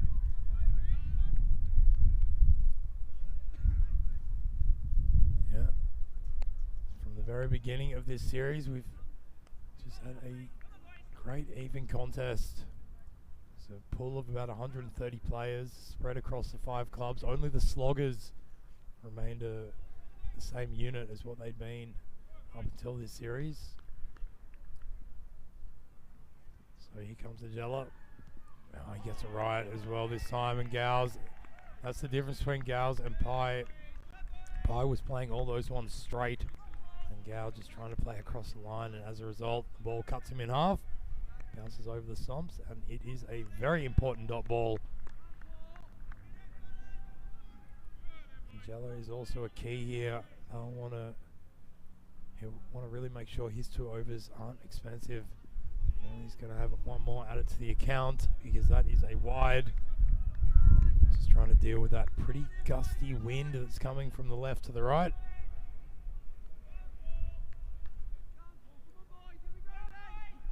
Yeah, the key with their Jello is, of course, not just necessarily taking wickets, but just keeping it really tight in these opening power play overs. 3 deliveries are left in this one. The first puts it outside off stump and says to Mark Gowes, "Would you like to go on a fishing trip?" And Gowes obliges. Luckily enough for him, he doesn't snare any of the ball, so it's another dot.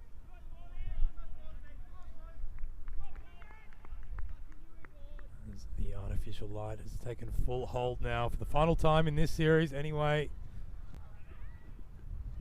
And that one one taken off the pads, but only as far as the fielder at square leg, who has a ping at the stumps, but Avinash Pai has made it home in plenty of time.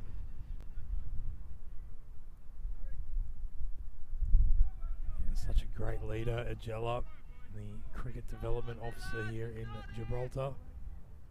So he plays a central role in developing all the cricketers that we've seen, plus the ones that we haven't. As this time, Pai, well, I thought he was bowled, but he just got an under-edge. Gow's went for a stroll down the pitch, found himself halfway there. And he didn't want to be stuck like the Rock of Gibraltar, so he had to scurry back. And some good work by Sammy Houghton as well behind the stumps. He's been a star as that first over comes to a close. 7 for none is the score. As I welcome back into the commentary box, Mr. Maximo, Vinny Sando. Oh, happy final, Joe. Sad to see Gibraltar end after 11 nights of entertaining cricket. And this one, match number 22, is the big one, the final. And two teams that met on the very first night of action, Tarek, got 2 wins over the Colpay Giants that night, but they were closely contested. And I said at the time, I wouldn't be surprised if we saw these two teams meet in the final. And here we are, second over. Oh, it slaps straight back and rockets into the other stumps at the non-striker's end. And so Gow's will only pick up 1 run. Yeah, Orton been trusted with the second over. Edgela, probably see him bowl out. I think he typically does like to bowl with a new ball. She's hit well. I think the stumps save some runs here because that mid-on was pretty wide. I think I probably was going to be 4. Now, Vinny, I think we've got a Lorne Burns bus update. I've seen him. Yeah. He's here. He's here. So, Lorne Burns, he's come on a 9-hour bus track to be here. As a full toss is made fuller by Pai, who comes down and says, I'll have a slice of that pie. Slaps him all the way over the rope. A big 6 runs. Yeah, just too full. And you're exactly right. Made it look fuller. It was on the walk.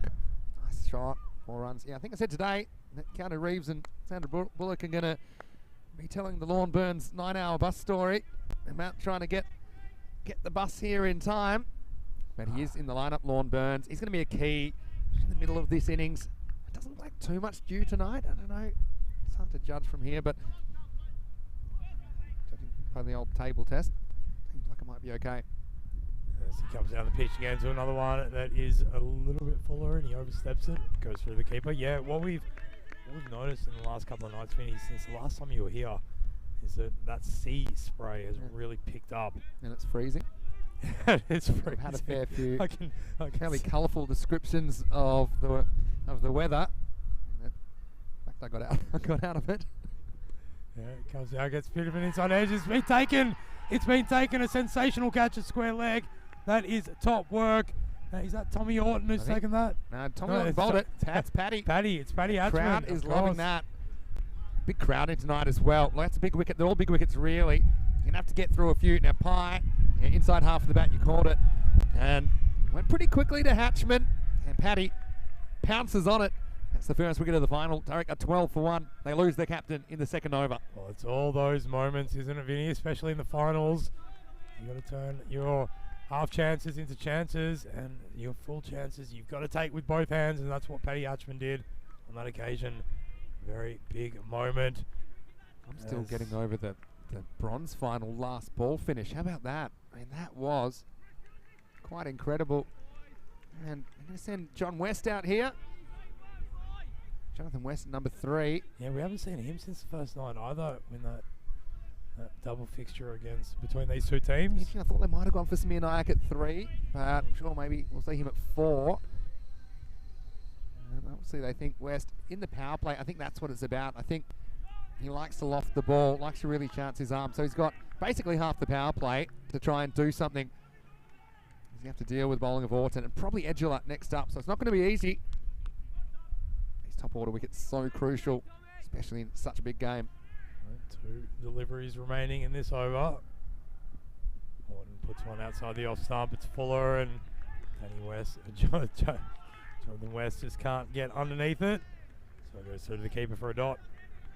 Yeah, probably Nayak 4 and 5. Oh yeah, you can almost put your house on that they will go tit for tat over the 4 overs. Kelly at 6, listed 6 on my sheet. Matty Whelan at 7. again, he comes down and meets that with the full face of the blade, and he smokes it through the covers all the way to the rope. 1 bounce, 2 bounce, over the rope for 4. Yeah, nice shot. I like the way he resists the urge to pull this. Yeah. And what I mean is not actually pull it, but kind of pull it to the leg side. He hits through the line, and the ball just kind of opens the face a little bit. And that's why it gets away from Edgela and has to chase it to no avail. And it's a good boundary at the end of the second over. It's 16 for 1. Yeah, so they've got that first big wicket. You can just see there, maybe, Vinny, that sea mist that's coming in now, around about now. It almost looks like a fog. We can get a shot of the floodlights. Should we be able to see that? We've even had comments sometimes. Are the cameras out of focus? But it is just the Mediterranean Sea being lifted up and cast over the ground so I can get a nice view of the cricket. Here's a gel up into Gowes. Puts it short, and Gowes manages to get on top of it, and he runs it down behind square leg for another boundary. Yeah, good shot, and that went to the boundary quick. I mean, that didn't take too much time to leave it, but yeah, he'll be disappointed about that. Just losing his line. It was an easy put away because the batter, Gowes, isn't going to move unless he has to. He didn't have to that time. Just uses the arms, works it around the corner, 4 runs. Yeah, he's so powerful on the leg side, Gowes, especially anything short. He will go after it. And more often than not, he manages to get full value. Here's a gel up. Short again, and this time he's done exactly that. He's lifted it up, and away. What was that? 1 bounce? 1 bounce over the rope. Yeah, it went pretty quickly again. Yeah. And look, Edgel's trying out the short stuff. He's thinking, I don't want to let Gowes drive me. I'm gonna make him play a horizontal bat shot and hope he makes a mistake. But that's 2 in a row. He's hit pretty well. That one's a bit more difficult because it was better directed, but still fairly comfortably worked behind square leg for 4 more. Nice shot in the end. Yeah, Jello just wants to rethink this tactic. I'd just be attacking the stumps at this stage, which is what he does on that occasion, but it's that bounce off this pitch, taking it over the wickets into the keeper's gloves, dot ball. I just want to take a moment to say congratulations to all the officials in this series. I think they've done a magnificent job, and well, congratulations to the on-field umpires in the final, Sunil Chanramani and Gareth Gomez. We've got Steve Munford as the third umpire in this game, Stefan Gooch as the match referee. Bit of a slow one from Magello, but it's picked, but it's got sky high, willful, safe, however. And they're going to come back for a second. There could be a run-out chance, but the throw is astray. Yeah, fumble allowed a 2 there. But I wanted to say, not just the umpires that fortunate enough to stand in the final, but also I wanted to extend my congratulations to every one of the umpires that appeared during this FanCode European Cricket T10. I think they've done a magnificent job. Wish them all the best for a great season. Another short one from Magello that goes astray and is called wide. Yeah, they have been absolutely sensational. Now, we see a lot of cricket around Europe, Vinny, and all in all, I've got to say the umpiring quality's been pretty good across the board. But here in Gibraltar, after 5 years of no cricket here by the Rock, they have been superb. Magello lets out the back of the hand. It was a catching chance, but it whistled past his hand. Down too long on, so another single to Gowes. He moves to 13, and that means there will be 1 ball left in this over. Yeah, it's going to be interesting to see this match pan out. I think anything 100 plus, at least put some pressure on the Giants. 105, 110 does seem to be the pass score, doesn't it? He comes across the line to the offside and pulls that one away behind square, but there is Simpson. Zach Simpson. Big fan. I think we'll see him bowl 2 overs. He's just been getting better and better, Zach Simpson, as the third over comes to a close. The score is at 29 for 1. Zach Simpson, one of the great celebrations the other night. Did see it, but also had it texted to me quite a few times. And I absolutely loved the work of the young man. He's just loving the platform to play cricket on the big stage. So, yeah, stepping up, but a big moment in the game because Lorne Burns is going to come in to bowl the 4th over. Straight off the bus. Here he is. Got to say, someone like Lorne Burns, who's played a good level of cricket, he's been in the county setup in England. Okay, he's had a bit of a break from the game. Hasn't played for 6 years. Now here he is. He was in Portugal today. He's come further than me. He's the only guy here who's come further than me today. So, yeah, the fact he would travel 9 hours in a bus just to get here for this final shows you how much it means to him. And here he is, bowling in the final.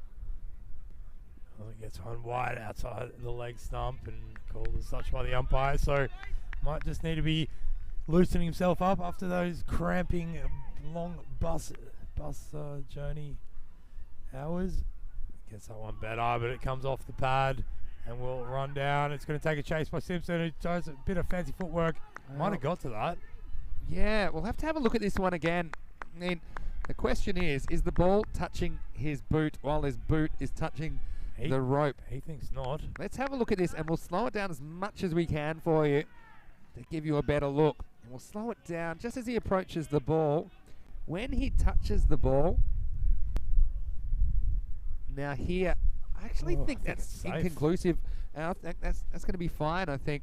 Because if it's inconclusive, they'll give it to the fielder. So they've said, yep, that's fine. Zach Simpson, magic boot, saves a couple of runs for his team. Burns, he's got to get his direction right. Yeah, well, he doesn't on that occasion. Once again, another wide. So what's happening here, Joe? Sorry to interrupt. But Burns, when he's side spinning the ball right to left, what happens is when it gets in that breeze, it curves, and that's what's happening. It's the drift that's taking down leg side. So he's got to get the ball outside off, and it'll drift into the stumps anyway. Well, he tries it better that time, and gets top edge. Is coming down, and Paddy Hatchman, he lets it down. Big chance goes begging there. Yeah, I think you're absolutely right, Vinny, with Lorne Burns, and could be worth him thinking about just coming around the wicket and coming at a bit of a different angle. Yeah, well, he did what I said. He got outside off, and so West tries to fetch it. Paddy drops his lunch, and unfortunately that one goes down. Well, this one's being hit straight up in the air, and there's a man under it, and he tries to take a chest mark, but he cannot. That is Horrocks down there at long on a hat trick. Horrible by Horrocks. Yeah, I've seen a hat trick of drop catches, you know. Yeah. I saw it in Bologna, I think it was, in Italy. Yeah, this is another one. Tries to take it on the chest, Australian rule style.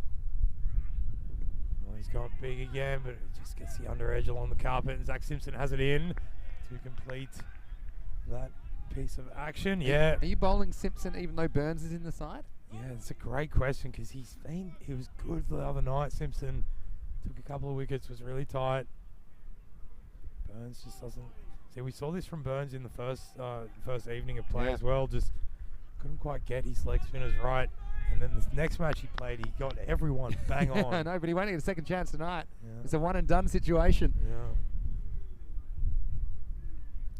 Wants a better ball.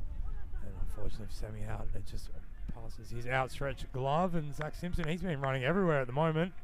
Bit of leg on that one. Ball keeps chasing him. A leg by called. Yeah. Let's see if they stick with the spin. I mean, he hasn't gone for a boundary here, Lorne, even though he's been loose. Gone for 8, yeah. He's lost his direction. He's gotten away with it so far. 2 drop catches though, that hurts. Well, this time comes down the pitch and he drops it in a little bit shorter, which is a good piece of bowling, and that will be the end of his first over. 8 runs off it, and after 4 overs, Turek, they're on 38 for 1. Yeah, 8 no leg by, so 9 in total. So yeah, even Stevens at the moment, I think. To West, if he's got to score or get out the way, I think, because Nyack, who is one of the players of the tournament for me, Samir Nyack, I'm talking about. So we see the crowd having a great time. It's building up. There's a few inside as well watching. It's pretty warm inside. Anyway, this is what the bat versus ball wall is telling us. Turek slight favourites, 107 to 96.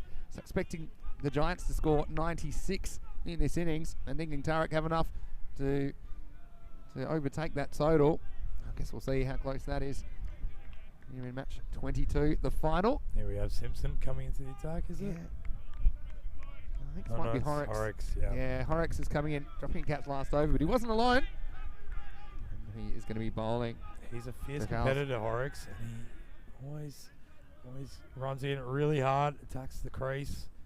He's another one you'd expect maybe with the breeze that he could bring it back in, being left-handed, and swing the ball down the line, create a few issues. But also I think, you know, if you're seeing the ball well as a right-hander, you're backing yourself to clear that leg side boundary with the wind. So Gowes, he's a powerful unit. Here he is, 5th overtime.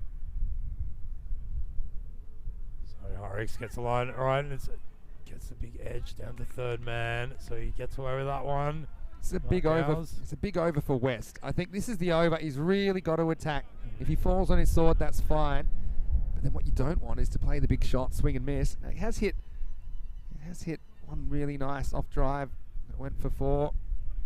Apart from that, he's just struggled to do what he's wanted, which is to make the most of the power play. But now we're out of the power play, into the 5th. Horrocks to bowl to West for the first time. Comes down the pitch and just dubs it away on the offside, going for a, well, it was on that occasion he could have tried to drive through the covers, but again just dragged it a little bit to the onside. Can't get more than a single there. And look, I really like West as well. We've seen him play some good shots, but I'm just thinking, Samir Nayak, he's itchy to get out there, isn't he? Yeah. He's itchy to get out there, especially with this breeze. We've seen him batting well outside the off stump, trying to flick everything away. I feel like he needs some deliveries to up the score. Well, the shorter one outside off, and that's good use of the angle from the left-hander coming over the wicket. Unlucky not to get an edge. A good piece of bowling in this format. They do have that third man deep on the rope. There's a backward point and a kind of, yeah, almost a more traditional point. Yeah. And standing it between cover and point. Yeah, exactly. Both each side of dead square. Horrocks been good so far. Just another one, carbon copy, and the same result. A good dot ball, and that is the way to build up pressure on these two. Yeah, it's kind of, it's a funny one. I was trying to describe this today, but I didn't do a very good job, so I'll try again. When you've used up so many balls, you feel like, okay, I need to stick around and make the most of it then. But then that in itself is a bit of a defensive mindset. And so you end up not scoring fast anyway. Or you go for your shot to get out, and you have wasted a bunch of balls, so it's not easy. Well, he's trying not to waste that one, and it's been pulled away through mid-wicket. Scotty Rowbottom does his very best to get the wall in front of it. It's the Sydney Harbour Bridge. Ball goes under it, all the way to the rope. 4 more runs. Tried his bet through himself for that one. Did Rowbottom. Ends up on his bottom. And it was just too powerfully struck from Gowles. It's a good boundary. There's only been 5 4s in this innings. No 6s yet. We're almost at the end of the first half of this innings. And that's the thing with Horrocks, the way he's been bowling. 3 balls, all pretty much exactly the same. And Mark Gowles seems to have sort of got the gauge on him now and backing himself to clear that leg side boundary. Goes fuller this time, and I think that's a good option. Just trying to mix it up a little bit more as his first over comes to a close. None for 6, and after 5 overs, halfway through, Turek, they are batting first, and they're on 44 for 1. Yeah, so it's been exciting stuff so far. And very warm welcome to you, no matter where you're watching around the world. This is Gibraltar cricket. First time we've had cricket in Gibraltar for 5 years, this tournament. For me, the story of this first half, just way too many dot balls. I'm just going to count them up. If you include the wicket, we got 10 dot balls out of the first 30. That's 2 and over. It's just, I feel like it's too many. And now, this might be Simpson now coming in.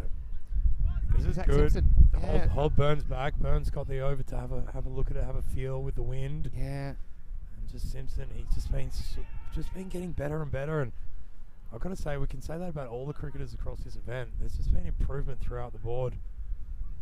There's a full one, and he almost gets through the gate of Johnny West.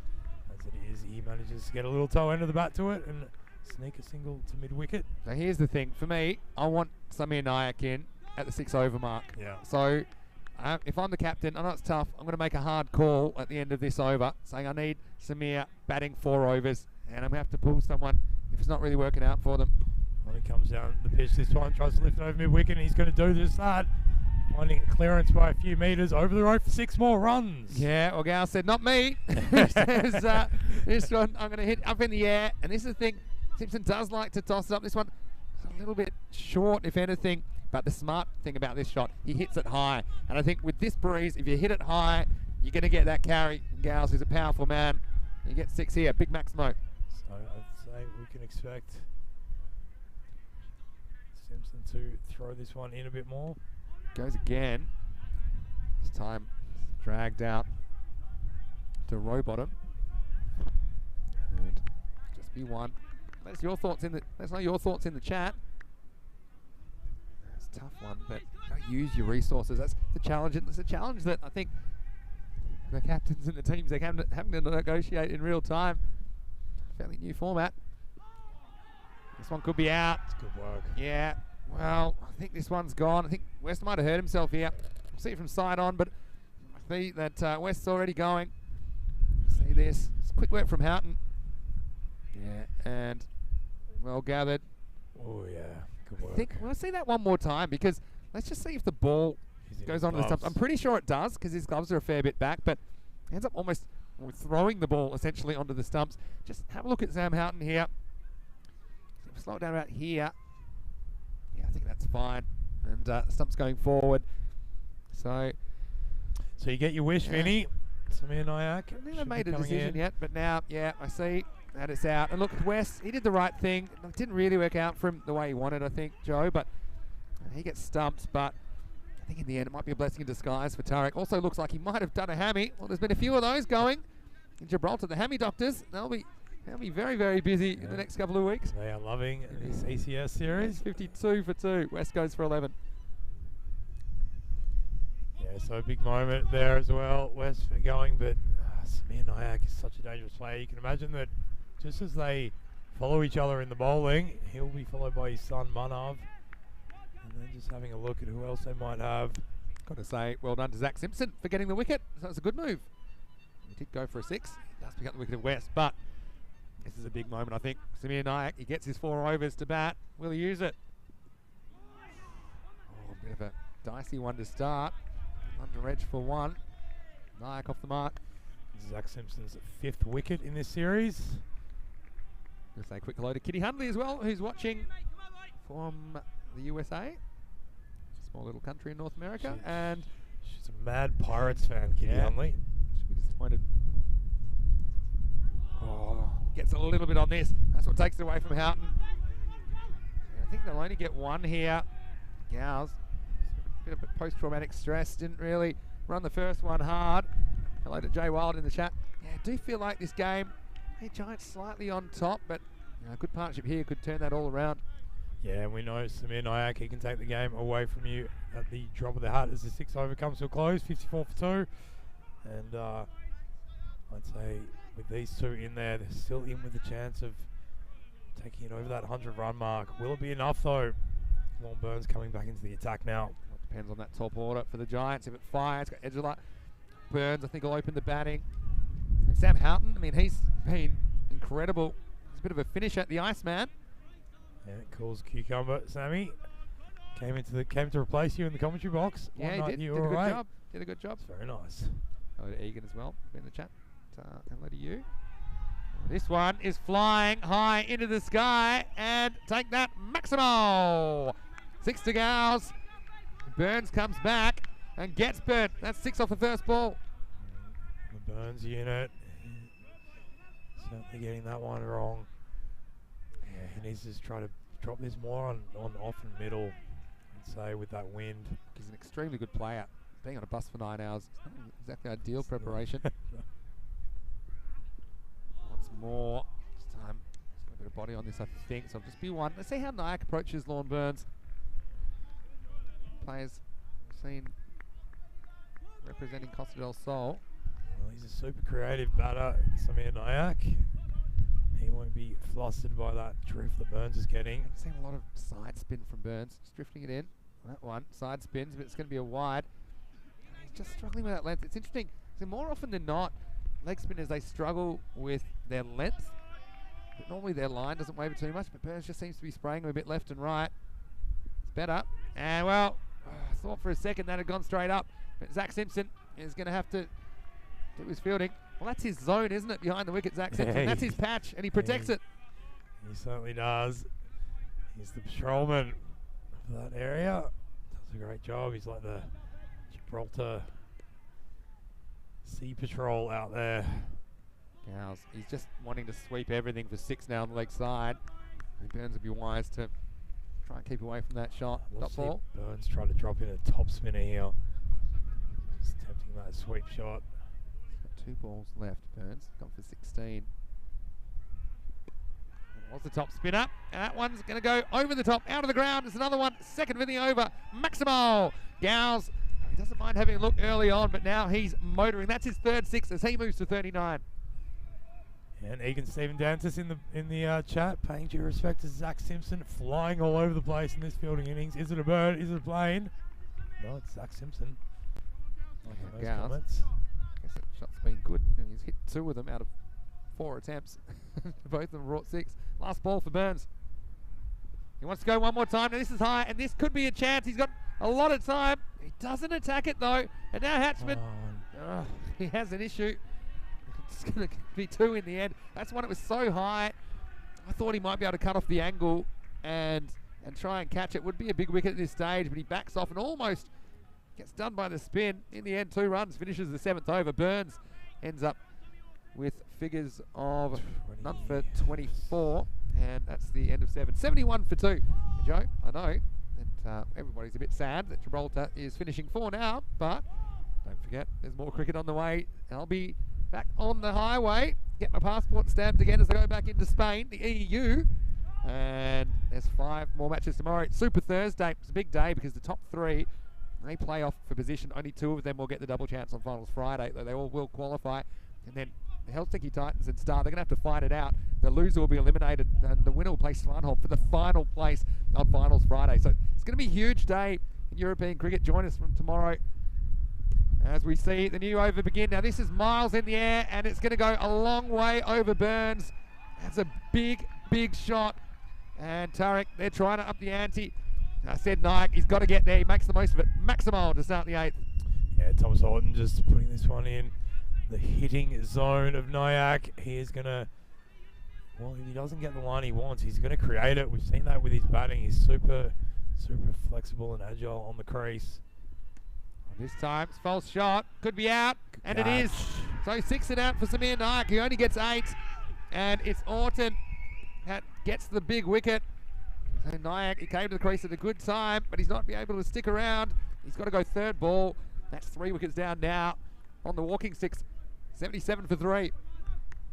Yeah, big wicket there as his son comes out to replace him. Manav Nayak walking out to the crease and getting a few kind words of advice from the old man, who unfortunately for him is hold out. So that is a huge wicket, I feel, in the context of this match, Vinny. Yeah, I can understand why he's targeting the leg side because of the wind, but I mean, you know, that's the risk, isn't it? I mean, that was outside the off stump. He's trying to manufacture something. Didn't pay off. Well done to Orton. So we've got a question in the chat. What's the weirdest game that you've ever commented on, Vinny? And I've got a feeling that today's might have been a contender. Kitty suggests the fog match. She said Cyprus, but was that Barcelona? It was Barcelona, yeah. Barcelona, I'll never forget that. I'd absolutely agree. It was third. It was like a Stephen King novel, yeah. The Third Man, where the third man would emerge from the fog. He's hiding in the fog. This is Manav Nayak. Replaced his father, and now he's going to go for 2. Hatchman fumbles at a bad time. They get away with the 2 in the end. So that one costs an extra run. Yeah, I mean, that one was pretty strange, wasn't it? I mean, what else have I got? I mean, we had a match that was interrupted by hail, but then we got back on. That was a bit weird in Krefeld. But yeah, I think the one today, describe that in a second. Away this time, he's going to run hard. Manav Nayak. I don't think even he can get back for 2 here, though. He's very quick. Good throw. Busy cricketer as well, isn't he? He knows he's not an out-and-out big 6 hitter, so he's just trying to be industrious while he's there. Yeah, got to say, the Fog Bowl, just going back to the Fog Bowl, there's a very famous American football match they call the Fog Bowl. We call it Fog Match, the Fog Bowl. Philadelphia Eagles at the Chicago Bears, where literally second half's playing the fog and no one can see it. Oh, this is hit pretty hard, but it's hit straight at the fielder. And Lorne Burns, he's not going to drop too many. So that's a big wicket. Gowns has to go on 41. Well, that could save them a lot of runs down the stretch. And it's Orton that gets another wicket. That's 3 for him now. And Tariq 80 for 4. Well, these ones are not easy to catch at the best of times, let alone after you've been sitting on a bus for 9 hours, going country to country to country. Lorne Burns, safe as houses there. His eyes were open. His mind was focused. And he snaffled that one up. Yeah, Lorne Burns catches the bus, now catches the ball. So, what a good performance from him. He's got 3 for 18 in his spell with the ball remaining. It's great, isn't it? Speaking of strange games, though, I mean, there's probably a few, but we had an interesting day in Croatia. The first day we were there, just all the games were pretty interesting last year. But yeah, I think today's game, that'll go down as one of the strangest because it just shows you how cricket's a great evener. Drew just rewriting the record book against the English. One bounces off the bowler. I'll get one here. So new batsman. This is Michael Kelly, the new batter for Tariq. He gets a single at the end of the over. It's 81 for 4. So correct me if I'm wrong with that draw innings today, but There were 2 dot balls and 1 It was single. 3 dot balls. Three So dot there balls. was a 19. So what happened if you missed the game? You need to go back and watch it. That's number one. You at least watch the second half. Tunbridge Wells, who've been smashing everybody, they bowled out for 86. So it was 87 to win for Dreux, the French champions. And Dreux knocked the runs off without losing a wicket in 19 deliveries. And of those 19 deliveries, there were 11 sixes, 5 fours, and 3 dots. And there was a wide in there as well. Just unbelievable, folks. ECN rewriting what can be done on the cricket pitch. Here's Zach. Yeah, nice shot. Bit of work to do for Hatchman. He's got the yips a bit. This time does well to get down, but decides to bat it away, which allows him to get back for 2. That's good running by Kelly. Yeah, Kelly's a good batter as well. He's been really good with the ball in this series, but with the bat, he can also hold his own, that's for sure. I don't think he's a bad person to have out there, but like you say, Nyak's more the industrious sort, so Kelly's going to have to take the responsibility as the big hitter in this situation. No ball called. Where did that call come from? Unless I'm hearing things. This Yeah. might have been for front foot. That's Yeah. unforgivable. Yeah, he's saying back foot, I think is what he's saying. I don't know if we've got a replay of that, maybe from camera 1. Have a look if we can. But yeah, it must be because his back foot touches that side crease, the return crease. Yeah, and it does. Geez, that's a good call from the umpire. Would have been a wide anyway, to be honest. But Gee, they're good, aren't they? but these the thing umpires? is, this makes it a free hit. See, that's the difference. It would either way, it would have been a run and an extra delivery. But now Kelly can't be out, can't be stumped either. Doesn't really cash in. Probably one if it's fielded cleanly. Well done by Edgela. Yeah. So in that innings today, a couple of records were broken. It was equal. Well, it was the fastest 50 for a team. It came up in 10 balls. 10 balls, yeah. So they're going at 5 a ball. England threw their best bowlers at him as well, Tunbridge Wells. Yeah, Waitman. Yeah, Bradley Watkins it. A decent clip. Jerome didn't care. And so it was the biggest power play we've ever had. 82 off the 3 overs. And then of course the next ball was hit for 6 and they got the target. It beat the record of ACCB in Romania, who scored 77 in a power play. And this time, well, better throw might have had Nike in trouble there, but he gets home. So it's quite interesting. So the record for the power play have gone like this. It was 74 by Badalona Shaheen in Spain. They lost the match. Okay. Then it was 77 by ACCB, who put on 158. They lost the match with an over to spare. Oh, this is a good shot. Yeah, it's a sweep, and it's a very clever shot by Manif Nayak, who uses the breeze. He's not that powerful yet. I'm sure he'll get stronger as he gets a bit older, but this time he gets 4, doubles his score, and brings Tarek up into the 90s. Yeah, pure timing this. He just gets down low really quickly and goes with the momentum of the bat swing, swivels his body around on it and finds the clearance of the rope. Good batting by Manav. He just adjusts there for the drift in. It's clever stuff. Yeah, so this time, actually, it's the first time the power play record has been held by a team that's been chasing. It's unbelievable, isn't it? So, I mean, and on the other record it was the highest run rate we've ever seen in a completed innings, because their run rate in the end was 27.79. So that means if they went at that rate for the whole innings, they would have got 278.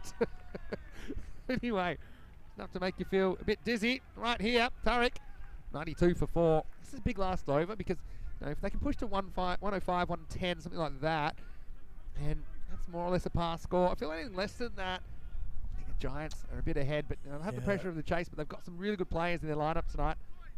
Yeah, this is really neck and neck, and Jack Horrocks coming in to bowl the last over is a really interesting move. I think coming the left armour over the wicket, using that angle, really interesting to see how Manav deals with this. I don't mind it. I mean, he only conceded 6, not the 5th over. 3 dot balls in there, 4 and 2 singles. I don't know. Let's see if he takes a leaf out of his dad's book and tries to get outside off and flick away. Yeah, They've got all 5 outfielders more or less behind the bat. And I think that's to do with how Nayav bats. He doesn't really look like he's going to hit you back over your head. So they're protecting the boundaries behind the batter. Yeah, it's good clarity of thought there by the Giants in setting their field. Here's Horrocks. Cuts away. Once again, you see it going behind square. Yeah, the only one that was in front of the bat was the forward square leg, because you can't have 3 behind square. So, yeah, it's interesting to see the tactics. Now I think you see Edgela just ringing the changes. I think we'll see Lorne Burns go back at long on. Yeah, that deep backward point comes in. the way he's been some good captaincy in this series as well. Yeah, across the board, really, Vinny. And I think a big shout out to all the captains of the different teams, all been holding their own. A lot of good spirit and sportsmanship as well. Horrocks come in and continue his over now. Deep mid wickets open. That's what I'm looking from Kelly. Not going to hit that deep mid wicket. This one beats the bat. It's a valuable dot ball. This one again, I think. It's Horrocks. He doesn't swing too many back. He kind of threatens to swing it, but I think mostly it's that angle that he gets, and he bowls at a decent pace. So just a reminder, when these two last met each other, it was Tariq put on 111, Calper Giants only managing 83, and Tariq then winning the second, making 122. Oh, French cut. We saw the French playing today. This time it's going to be a French cut. It shall beat the keeper. Couldn't do much about that. Kelly gets lucky and he gets 4.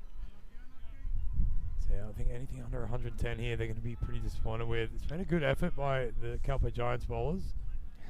Unlucky for Houghton. Just bounced over his glove. Took a funny bounce. Just have a look at this. I think he just didn't pick that strange second bounce. So a fortunate one. Yeah, if you remember that game, I think it was back in match 2, and Rimmer and Burns put together a big partnership, but they just kind of fell over in the chase. Yeah, they managed to put on 105, chasing that 122. Yeah, 70 odd put on for the first wicket. Good bowling. Oh. Well, how do you do that again? Well, now they've got a fielder there for it. So it's a very fine third man, almost a second man. Well, now almost able to sneak another run. We've got Kelly bringing out all the tricks. Sometimes you've got to be a bit lucky, I think, as well. It's got to come into it. They're knocking on the door of the 100 now. They're 98 with 2 balls remaining.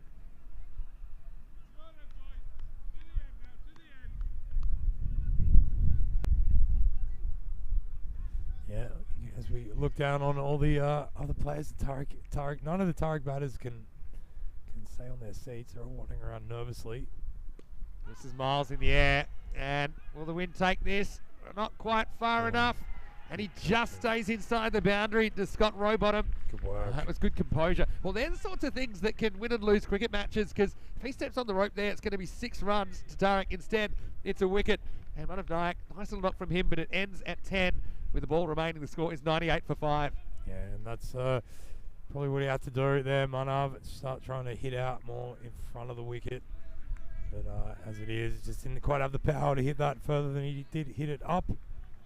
Yeah, it was a good effort from Manav Nayak, who thought, well, maybe I will be able to hit a 6 in front of the wicket with that wind. Yeah, take this, Vinny. Tell you what, I know that Scott Rowbottom didn't step on that rope, because there's about 12 of the Tariq staff and bench that are watching him like a hawk. So I think we don't even need the third umpire there. You've got about 12 umpires that were ready to dob him in if he did touch the rope. So it's going to be Malhotra to come and face the last ball. Amit Malhotra. Kelly, he'll be running like the wind. Another man-cad opportunity. Well, why not? He was gone so early then. That's why he's home. No. Now he's fallen over. That's kind of justice, because I actually think that Kelly was halfway down the pitch by the time Horrocks bowls that, and they won't get to the 100 in the end, as Amit Malhotra just can't navigate the terrain of this Europa cricket pitch. Look, can we have that one more time at the end of this? Just have a look, Joe, how early Kelly goes, and then how late Malhotra gets there. Well, he doesn't get there. Go on, give us one more replay, Daniel. Surprise me. It's in the end they will go 98 for 6. It was quite remarkable. Yeah, have a look at this. Yeah, they're both at the same end. He almost back across the border by the time Horrocks let go of that. Anyway, yeah, 98. I think 10 short, 15 short. I think. Just a few overs, and we'll come back to the highlights now. Take you through the first half. Now know that to win the trophy, the Calpe Giants will have to score 99 off their 10 overs.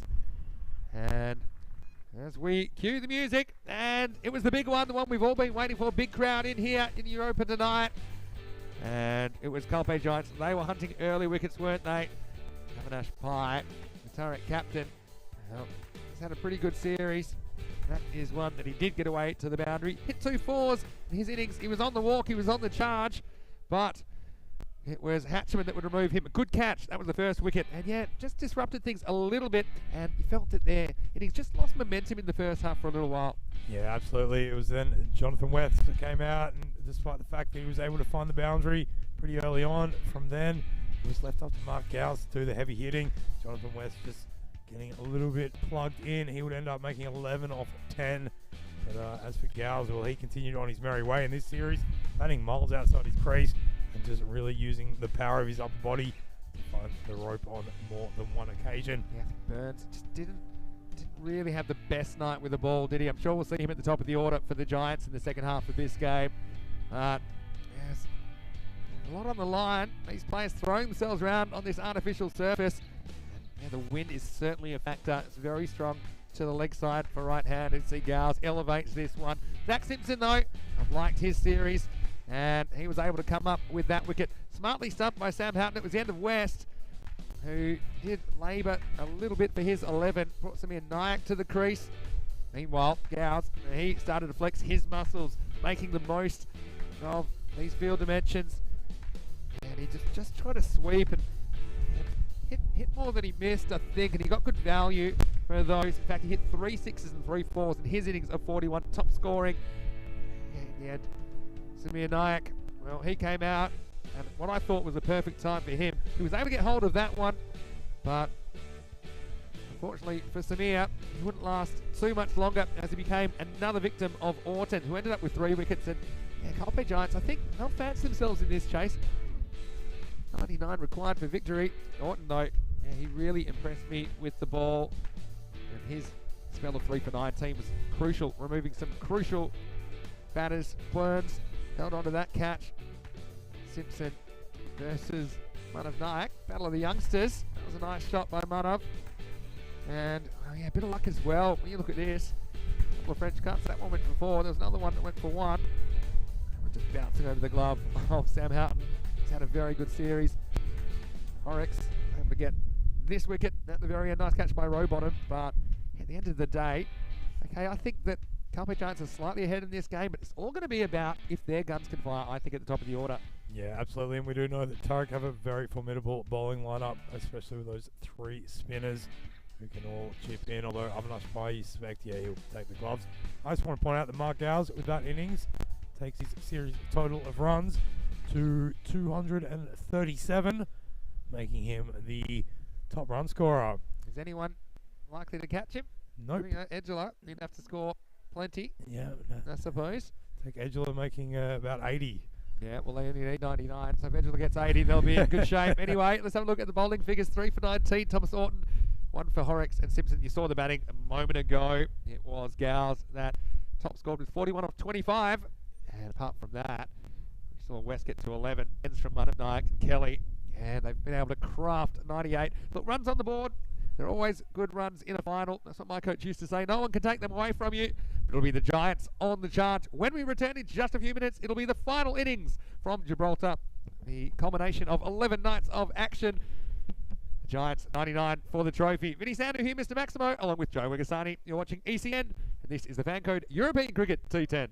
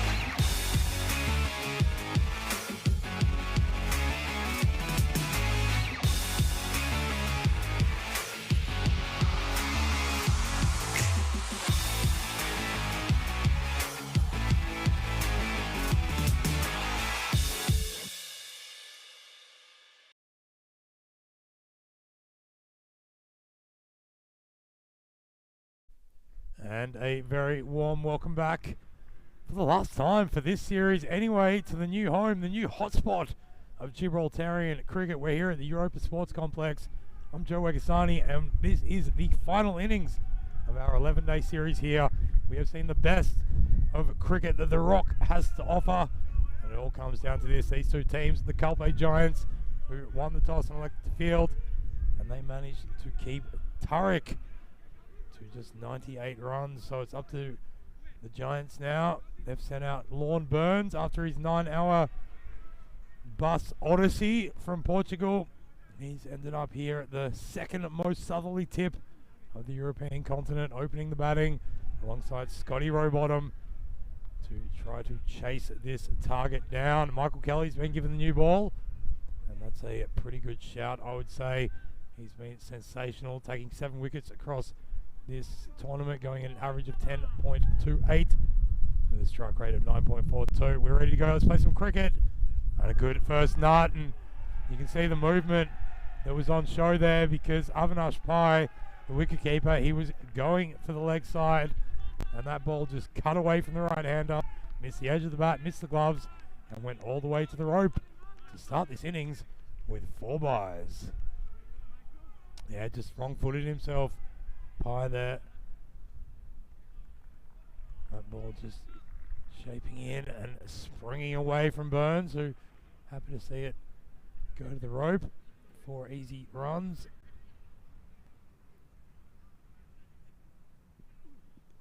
Again, he gets an edge this time, and Avinash Pai cannot get more than the mere suggestion, the mere whisper of a glove to it, as it takes a deflection, it rolls and tumbles and spits and jumps and makes its way down to the rope for another 4. These ones off the bat. Good start for the Giants. They only need to go at a run rate of just under 10 runs and over, and they are pretty close to that after only 2 deliveries. So it's going to be incumbent on Kelly now. He's been bowling some absolute jaffers. Both of those balls beating the batter, but unable to yield the all-important wicket that they're searching for. And this time Burns meets that with a straight defensive bat, prods it down on the offside and takes a single. And you might be able to hear the crowd. We've got a big crowd in tonight. I'd say there's almost 100 people who've come in to watch the finals night of the first European Cricket Network series here in Gibraltar, and they are making some noise. Here's Kelly. Oh, and he looks for a noise there, but as Scotty Rowbottom puts that bat out to dry, unable to find a connection with it. So despite the 9 runs that have come off this over, I've got to say Kelly is looking in really good shape. They want to be careful against him here. And that one definitely a bit shorter of the and wider of the mark, and punched away to point by Rowbottom. Takes a pretty easy single. And you can just feel the excitement mounting here at the foot of one of the pillars of Hercules, the Rock of Gibraltar. Being witnesses to some great cricket here as Burns drives that one square, and the fielders converge and are able to put a stop to the trajectory of the ball towards the rope. That's the end of the first over. There are 11 runs that have come off it, and that is the score for the Calpe Giants. 11 for the loss of no wickets. And you can hear the breeze. Well, it's been gusting, and it's been blowing, and it's been galing, and it's been picking up as this series has progressed. And now it is coming into full effect. We've seen that with the bowlers. It is certainly a fearsome gale. Talk about fearsome gales. Here's a man who can produce a few of them himself, Vinny Sando. Looking out. I was whooshing pretty fast down here, but just at the speed limit. And my driver, John, shout out to him. Bully. Yeah, Bully. I made his tactic of getting speeding fines on the way down here and trying to win it back at the casino, but lovely guy, John Scott. Here is start another over. Not a good start for Gals. who gets to share the new ball. Starts with the wide, and Pai, who's been in the action so far, he's able to grab that one. Yeah, Pai has been pretty good behind the stumps. He had to take the gloves about halfway through the series. Yeah. And that does mean that they've missed his handy spinners, but Gals has come in to fill that void. And this one is a bit of a straighter ball. It's just been tucked away by Burns, running a single to mid-wicket. Yeah, I mean, this kind of total, I mean, it's in the 90s, a bit like we had in the third, fourth playoff for bronze. Yeah, just one over can make or break it.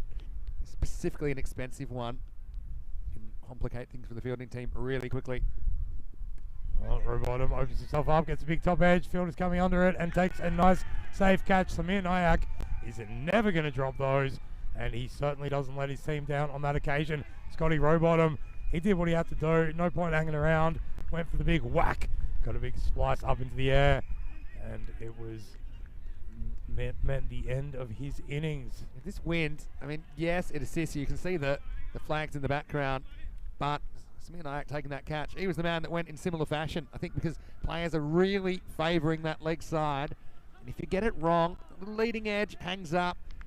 Yes, fairly simple catch, and so the Giants lose their first wicket, 13 for 1. Yeah, I think that's a really good call, Vinny. The players are favouring the onside way more, like the right-handers that is, and a lot of these balls they can just kind of punch through the offside, especially the shorter ones. You do have time on this pitch to kind of wait on it a little bit. If you keep it down, get away from the field, especially the power play, yeah, you can get boundaries on the offside. Yeah. You know, there's big gaps there.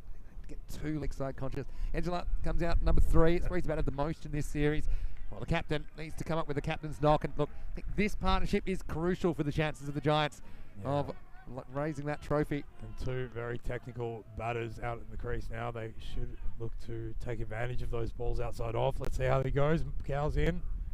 Yeah, and Edgelar, he goes big right from the get-go. That has gone sailing. That's gone on a tour of the Rock of Gibraltar. He's hit it so far. 6 big runs. Yeah, what a start. I mean, that's a really good start.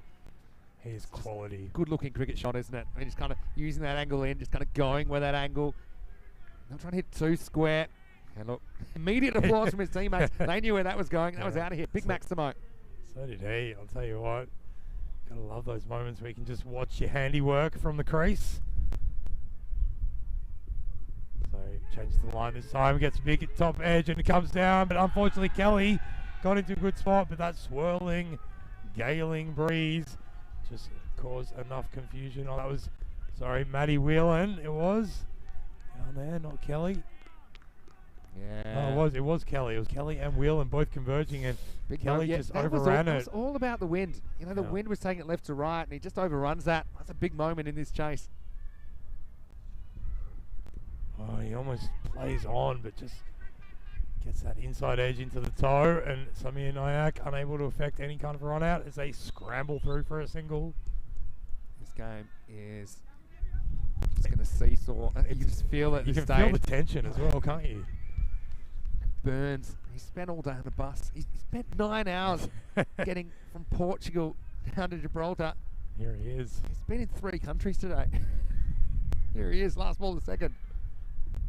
Well, a bit of a slow one, angling down at the leg side and called a wide by the umpire. That's a risk though, isn't it? With this breeze, it's also tough for the bowlers. I mean, it doesn't do it justice on the screen, but he's really blowing significantly. Do you know who else is blowing? This crowd, I've heard them singing Freed from Desire. They certainly have been. Having a good time. They've been freed from the desire of lack of wanting cricket, because they're getting some here. That's for sure. Bit of a slower, fuller one that's driven to extra cover, and that is the end of the second over. 24 for 1 is the score. McGow's going for 13 off that one. I'll tell you something, Joe. I've been to some pretty cool beer festivals in Bavaria. I think the Bavarians might be dipping into the amber stuff. You can see there, Bavaria flag. They'll take bronze. And look, stay tuned. We do have the trophy ceremony after this conclusion of this final, of course. Yeah, we know the bronze go to Bavaria, but your first nighttime trophy presentation. Sounds cold, but exciting. I'm ready. Here's Kelly, third over. Just plays that beautifully off the pads. away to square leg for a quick bustling single. Yeah, those Bavarians getting into the Pilsner, that's for sure. And why not? They've put in a good show here. Not everyone can play off in the final, but Bavaria certainly a team that made their mark on this series and well earned, well deserving winners of that bronze medal. Beautiful back foot punch through the covers, found the gap as well. Not going to find the rope. I think that came off Matty Whelan down there, not the former Australian rules footballer Matty Whelan, but the Gibraltarian Turek cricketer Matty Whelan. I know you're a big Demons fan. Melbourne Australian football team. Love a Matty Whelan. Anyone who crunches Shane Hurd like James Hurd like that, don't mind. Anyway, it's back to the cricket here by the rock. That one just wide of the mark, so Kelly coming around the wicket and just bowling it way too straight for it. He has got that. He's got that fine third man, but also the man on the offside at about 45 degrees behind the bat, and coming around the wicket, he's in with a catching chance if he can get this angle right. Fuller one looks for the Yorker, but Angela is more than up to the task of whipping it away and setting off for another run. Yeah, so I mean, they haven't. One risk here, I suppose, for Tarek is that they're going to give away a really expensive start. It hasn't been a really expensive start. I would say they are on track. It's more expensive than what they could achieve, though. Yeah, true, but I haven't like blown them out of the water, you know, with something like 15 and over or something like that. Kelly plays around. So he goes to that angle, but it's shorter ball. It's been pulled away. Manav Nayak, however, outside the ring. He's one of the two men out there.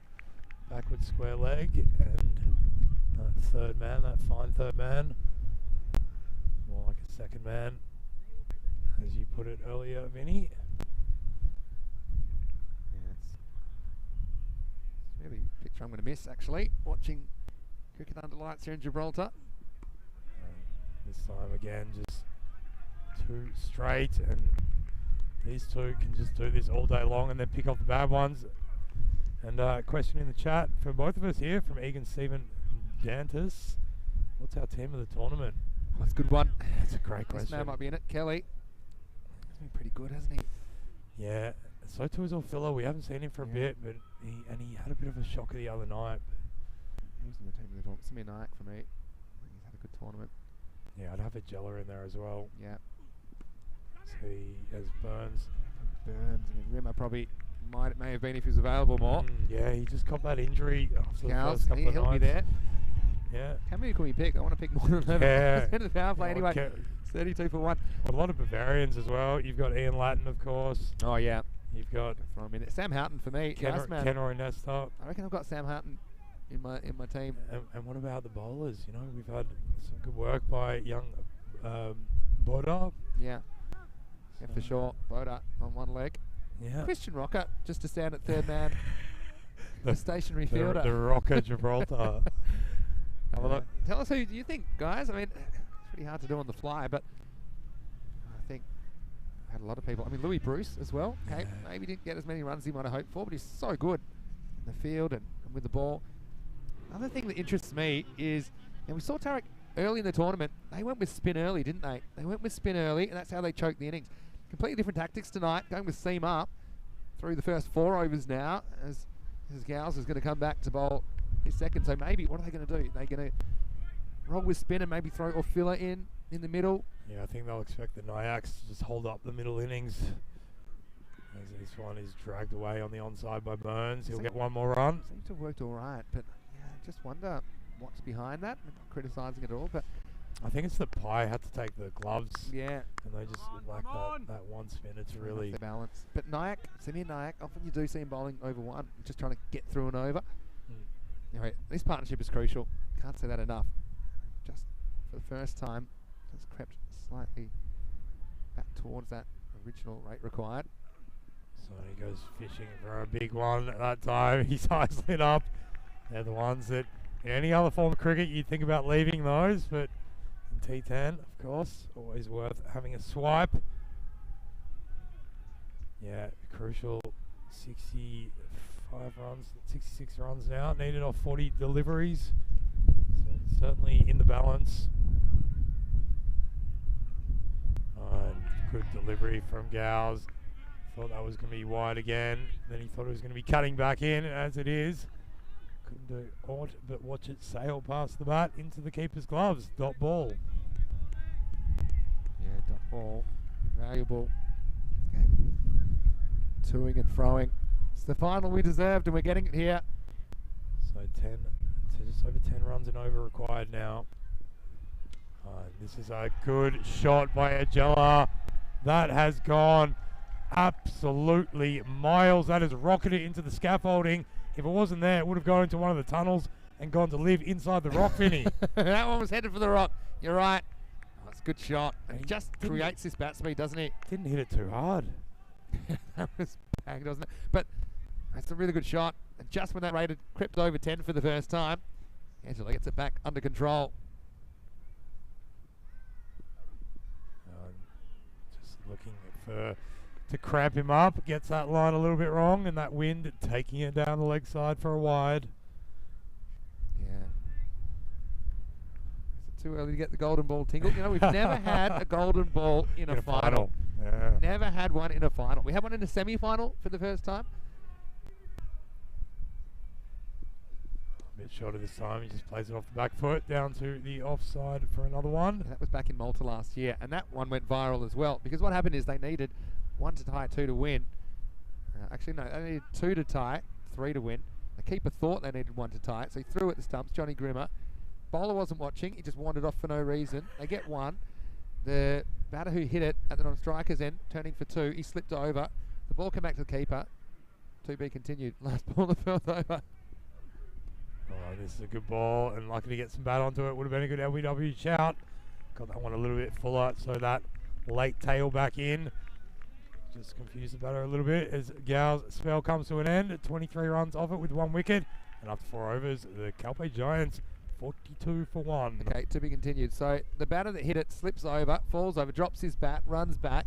The ball comes back to the keeper. The keeper didn't mention, by the way, the bail blew off.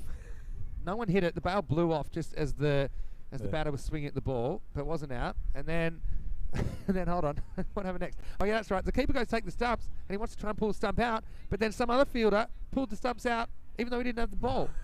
So they end up getting 2 and go to the golden ball, but then that team won the golden ball anyway. Yeah, 107 to 96. Well, it's not far off, is it? I mean, remember that they thought that Tarek would score 107. Well, they were just a bit short of that. You can understand why the supercomputer might think they might get something a bit more. End up with 98. But I mean, going on that, predicting the Giants to get 96. If they do, then they won't have done it. They'll lose by 2 runs. So, well, yeah, Tarek's highest score in this tournament is 128, and their lowest score is 70. Someone asked me who's got the better chance to win this. I can honestly tell you, I've got no idea. I mean, I think I'd rather beat Giants at this stage. Yeah. I mean, especially with these 2 at the crease. Exactly. But a wicket changes everything, and 2 wickets.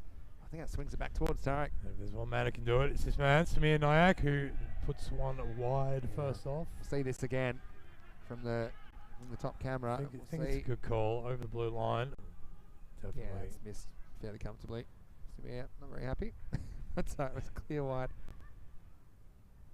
A bit straight this time, and well played late by Burns. He's a classy batter, showing his worth there as he dribbles one down to that man at 45 degrees behind the batter on the offside. Got Sean Gales in the chat. Obviously some relation to Mark, saying thanks for the great commentary, guys. The production of this event is amazing and much appreciated by those that can't be there. Thanks to Spring Productions as well for their help in bringing you all the action. Thanks very much. Gowsy on a well-placed shot. A late dab by Agella, finds a gap, puts some speedy work out there by Westy. Manages to rein it in. That's a really good chase. Yeah. Well, Westy maybe is a sprinter. I thought that was going to the rope. Yeah, he sure. gained on that. Just have a look. And look, I thought he was going to go to the foot. Nah, but it's actually really well fielded. Smart. Yeah. Really well fielded. Oh, Westy. Get him in the 100 metres. That was really fast. Yeah, so. Yeah, big thank you to Gowsy out there, Sean Gowes, and thanks for your kind words. Assuming you're related to Mark, well, he has put in a sensational tournament, so you should be very proud. If you're not related to him, you share the name with a very good batter here in Gibraltar. As that one beats the outside edge of Agella into the keeper's gloves. No run. Let me give you a little tip, Sean. If you're enjoying the production, then why don't you tune in to the ECL tomorrow, because we got Super Thursday, 5 matches. And that is starting tomorrow morning, European time. Top edge from Agella. It might be caught here. It's Gowes. Gets under it. Oh, he's lost that. He lost sight of it. Wow. And Was that 4? I think it bounced inside the boundary. I think it did too. Oh. Well, speaking of Gowes. Yeah, he just lost sight of it. He thought he'd gone over the fence and then it held up. Oh, this is incredible. I think Yeah, I think he thought it had gone for 6. that's 4. And Maybe. it ends up just holding up. Maybe that wind just died Yeah, off maybe at the we'll last see it one second. more time. I think they're just waiting to adjudicate on this. But this, I mean, if it hits the rope on the full, it's 6. But I don't think it does. To me, it bounces just inside the boundary. We'll slow it down as this comes in. As good as we can. I think it looks like more likely 4 than 6. Put it that way. Yeah. I mean, has it hit the Yeah. rope or not? Hard to say from there. You could say it's hit the And, rope. and as you can bet the gals had no idea. Yeah, don't bother asking, Mark. Oh, I don't know. Yeah, 4. I think. Well, my instinct was a 4. Watching it live, and it's Yeah. right in front of us here. It may have flicked some of the rope. I mean, even the replay. I think you got to go with the call on the field, which was a 4. So Nyack tries again. So punched off the back foot this time by Agella, who will pick up one more run as he drives that out to deep cover. Egan mentioning Samir Nyack, he can actually bowl both hands. Yeah. He's super what a talented. talented family. And he does a lot of work with the juniors in Spain. He's a real treasure for Spanish Stalwart. cricket. Yeah, oh yeah, he was up there with me today in Kartama. So he's come a long way He's as come a well. long way as well. Not as far as the man he's bowling to though. Lon Burns. His passport's got a few stamps in it, Samir Nyack. So now they push back deep backwards square leg. It's Kelly in that position. Last So- ball of the 5th coming up. Nyack's gone for 9, but can he get out of the over? So Burns wants to come down the track, but does pretty well to wait to a shorter one and punches it to backward point and takes a single, and that means at the end of Nyack's first over, he goes for 10 and after 5. Halfway through the innings, Calpe Giants are on 52 for 1. Yeah, so at the halfway point, anybody's game, slightly ahead of where they need to be, but pretty much right on the money. And there's an article Egan sent to me, the link, about ambidextrous bowler Samir Nyack. Talk about him playing in the Indoor Cricket World Cup in 2019. Well, do you know how I know that, Egan? Because I was playing for Australia in that tournament, and Samir was playing for United Arab Emirates. So I actually played him in the very first match of the tournament. Samir, didn't actually know him then, believe it or not, but know him pretty well now. I just think he's a really talented guy. It's funny how the world works, isn't it, Vinny? Yeah, that was You couldn't see that one coming. just after ECL 19 when I was back playing Australian indoor team. Now Manav Nyack gets a go, double Nyack, and this one, I think they are going to call it. I mean, here's the thing. He does move across a lot, but then it missed by a lot. You know, so this is the thing. That's why it's a grey area, isn't it, in the game? Yeah. Yeah, you almost have to give that. I mean, a ball pitches there on the wicket. Yeah, came It's back a bit. Very hard not to. That's why I like the line's the line. Maybe Yeah. we'll end up there. Next one. Yeah, there's a bit of a wrong in here from Manav Nyack. It's 2 in a row. Yeah, it's risky bowling those wrong-uns because I think then if it's picked, that is, so there's one thing if it's picked, then you can hit with the spin. Angela wants a piece. Goes, it's high, and it's going to carry, and it's Maximo! Seeks to ball Angela, moves up into the 30s. That's a handy one. I think any one of those is going to have a significant effect on the run rate required. And this one is a nice strike from the Giant skipper. Yeah, well, you said he needed to put on a captain's innings, and a captain's innings is what is being put on here by Paul Agella. What a sensational display by the cricket development officer here in Gibraltar. Not only a leader in his team, but a leader across this whole community. This one does drift just inside the line, hit hard. It's an important stop. Matty Whelan. I think that's what Manav's trying to do here. He's trying to just float them, start them outside the wide line, float them just inside. That was pretty much perfect. And sometimes balls that would be wide, so the batters will go after and they'll hit them. They might not take the wide. Well, Burns is going to try and mess with that line himself by wandering outside the off stump. And See that one again. lets one Let's have a go. look at that I again think it's from a the good top call, camera. actually. Well, yeah, I think naked eye it looked all right. Don't know if we'll have time for replay. Manav's ready to get on with it. A quick one. Yeah, again, this is one that steps, and this is one I think is a fair call. I think it is a fair call because this one he does move along a long way outside off stump and it hits the line, so it wasn't that wide. And it turned back as well. Yeah. Yeah, he wants to get funky.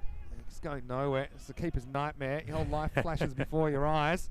You think you have a cricket ball put through your sternum, but Pye stands up, bounces off him for just one. I think that might have been a bye. Not sure he got any of this.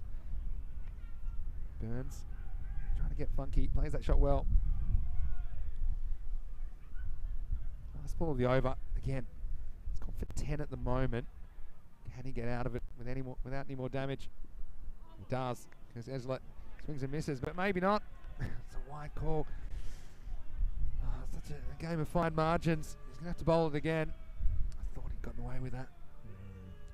Yeah, he's flirting with that edge, isn't he? At the moment, Manav. It goes straight, and it's going to cost him 6. Oh, that's a powerful strike from Angela Maximo, as this over ends up going for 17 runs, and the score at the end of 6, 63 for 1.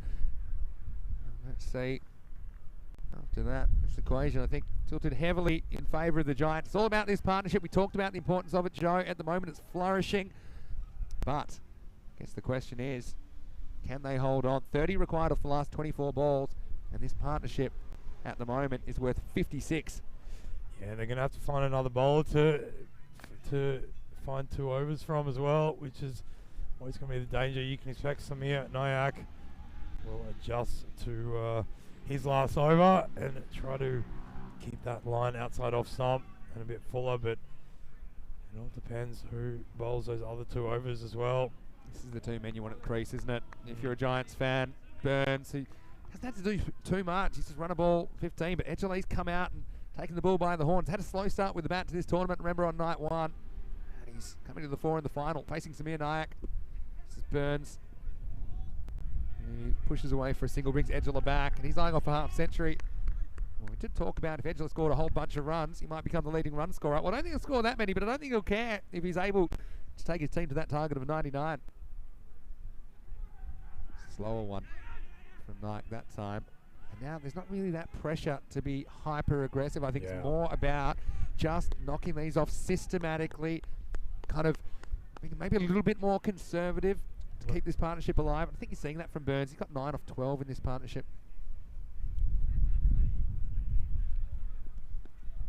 You'll get one more here. Deep square leg.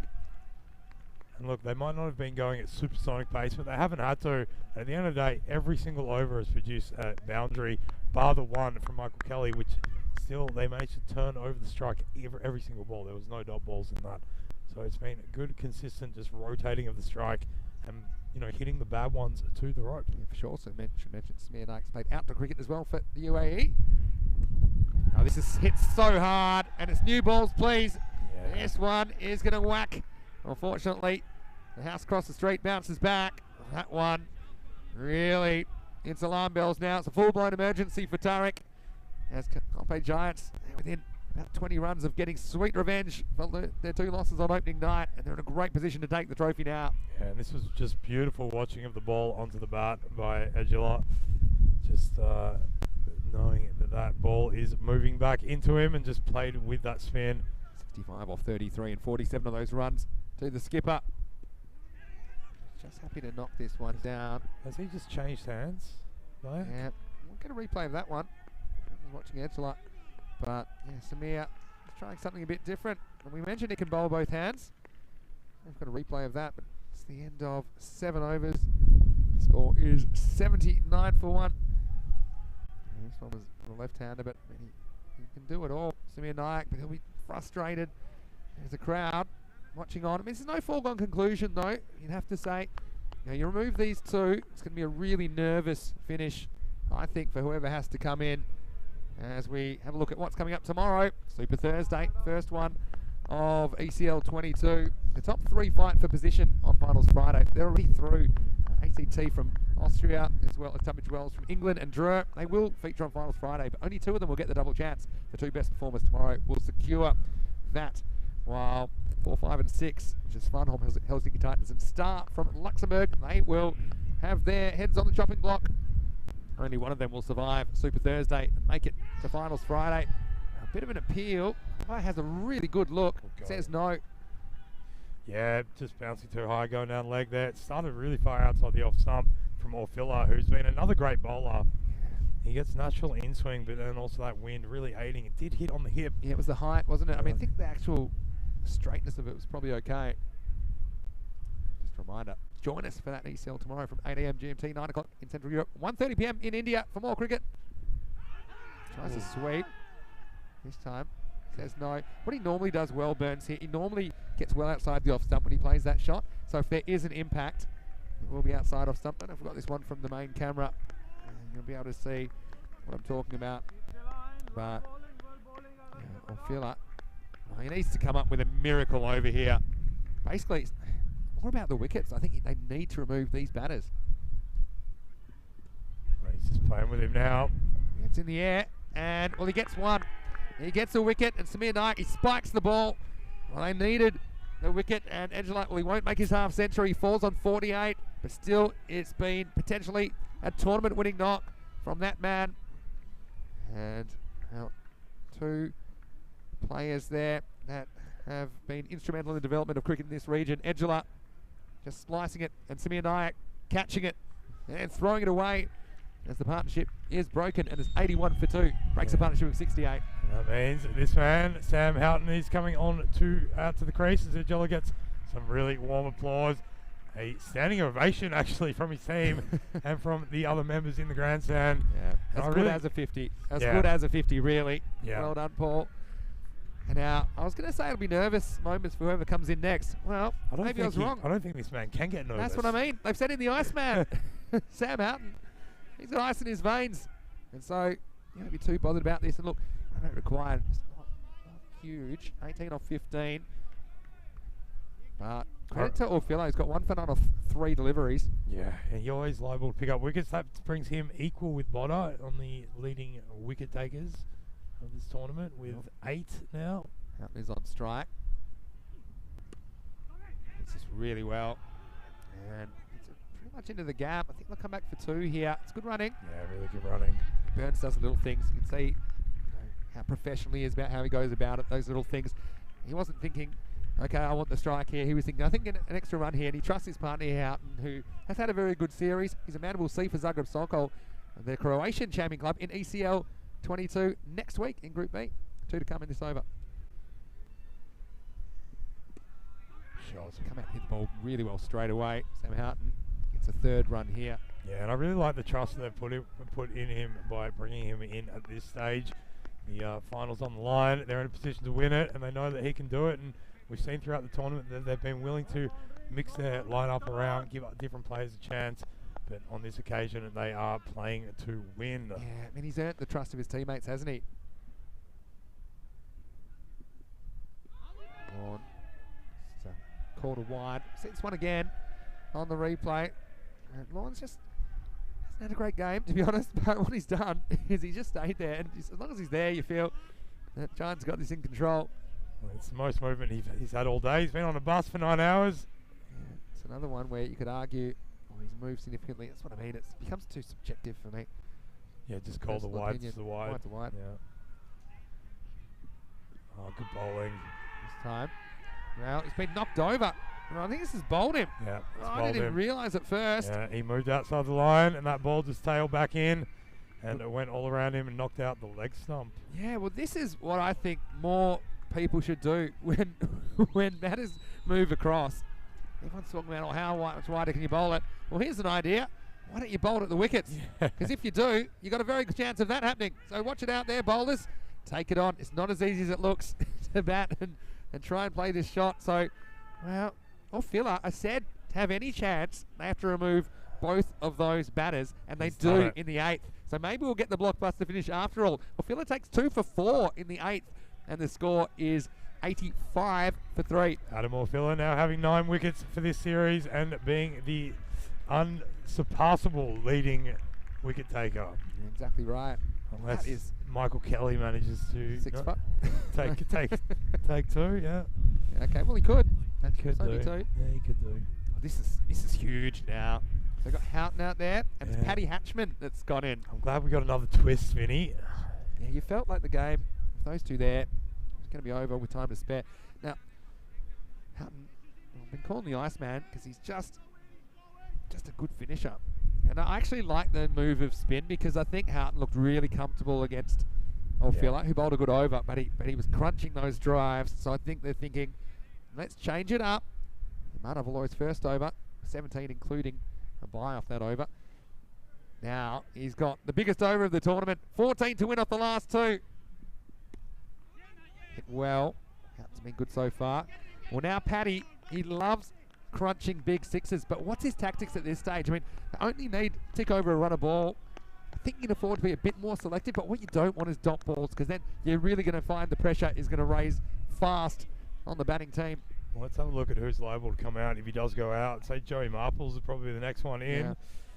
But, you know, certainly Paddy Hatchman is more of a big pinch hitter. Oh, good bowling. One. One's a kind of a tie at the moment. I feel like they don't move the needle that much. And Manav, he's not afraid to toss it up. I think he's hoping that Hatchman might run past one or kind of just get a rush of blood. And that one, it dips significantly. A lot of these balls from Manav Nayak, they come out of the sky. Well, Egan Stephen Dantas reckons he can defend it. Let's see. Oh, it's well bowled. And he's got the radar right. Now, the thing about two here, I don't think it's there. I think that's probably smart. But it was good running at the start. Just have a look. Keep themselves in with it. Yeah. You don't need to panic, do you? I mean, it's easy to panic. I've seen it happen before. It was really good work from Samir Nayak to come in and defend the second as well. So Hatchman, well, what's his tactics? Misses out on this. It's going down the leg side. And they're going to throw here. Oh, Manav might give away an overthrow. It wasn't really his fault. It was a powerful throw. Heavy run crucial. They turn a 1 into a 2 there. Yeah, it's hard to give blame to anyone there. Michael Kelly, he just wanted to have that in and try to affect the run out for his team. Thought for a second it might be a dot ball, but see that Houghton was quick backing up to make the one, which turned out to be a 2. So Hatchman gets another go here. Says 1 off 2, but really he's created 3 runs off his 2 balls so far. Dot ball. We're going to the last, Joe. We're going to the last over of Gibraltar. Well, I'm so glad to be back here with you. As it should be, Vinny. Yeah. I'll talk about this a bit more after this ball, which is it's a huge ball in the context of the match. It'll determine how many are required off the last over. It's been a very good one from Manav Nayak. Only 5 off it. Last time, he couldn't get out of the over. Effectively 7 off the last ball, a wide, then a 6. So this is a huge ball. And it will be all filler, I'd say, who will bowl that next over. So good call. It's going to be a very, very difficult guy just took over regardless, whatever they have to get off it. Here we go. 21. Oh, rebound. Well, they go for 2 here. It'd be too risky, I think. Yeah, they're going to take 1. So that's the end of the over. Oh. Told you those 2 wickets from I feel like would change the game. Oh, well, not even on the edge of my seat. I don't even have a seat anymore at the end of 9 overs. 91 for 3. Another nervous game in the 90s in the final as 8 runs are required off the last over. Well, everybody is tense at the ground. But what I want to say, though, quickly, is on behalf of all of the viewers, of which I was one over the last couple of days, I really want to thank you, Joe Wegasani, for your wonderful commentary and insight and the professional way that you have gone about your work in the first series of the year. I've really enjoyed working with you. Hopefully we can get you back to do a bit more during the year. I know you love these night series. I can see why. And yeah, so I'm sure everyone in the chat would agree with me that Joe Vegs has been wonderful to listen to over the last 11 nights. Doing every night. What's that like? I just take them off here and there. But well, thank you very much, Vinny. I really appreciate that, and it's been my absolute pleasure and honour and privilege to come and be a creature of the night series. Yeah, well, now we're known as Yeah. Joe and the other guy. I think that's that's our name. Hey, guess what? Ambulance just arrived. That's good. 'Cause I think someone's going to have a heart attack. All right, I'll feel like to bowl the last, and the Giants need 8. Now this first one down the ground. Now they take on 2 here. Go for it. Oh. I think that's one. If he fumbles, you go. Yeah. I think you run it hard. If there's a fumble, you go. You take your chances. So This is tense. I wouldn't mind having Houghton on strike here, though. Although I'd say Paddy Hatchman can also hit a ball. He can, but but he's kind of a bit more of an all-or-nothing player, Paddy.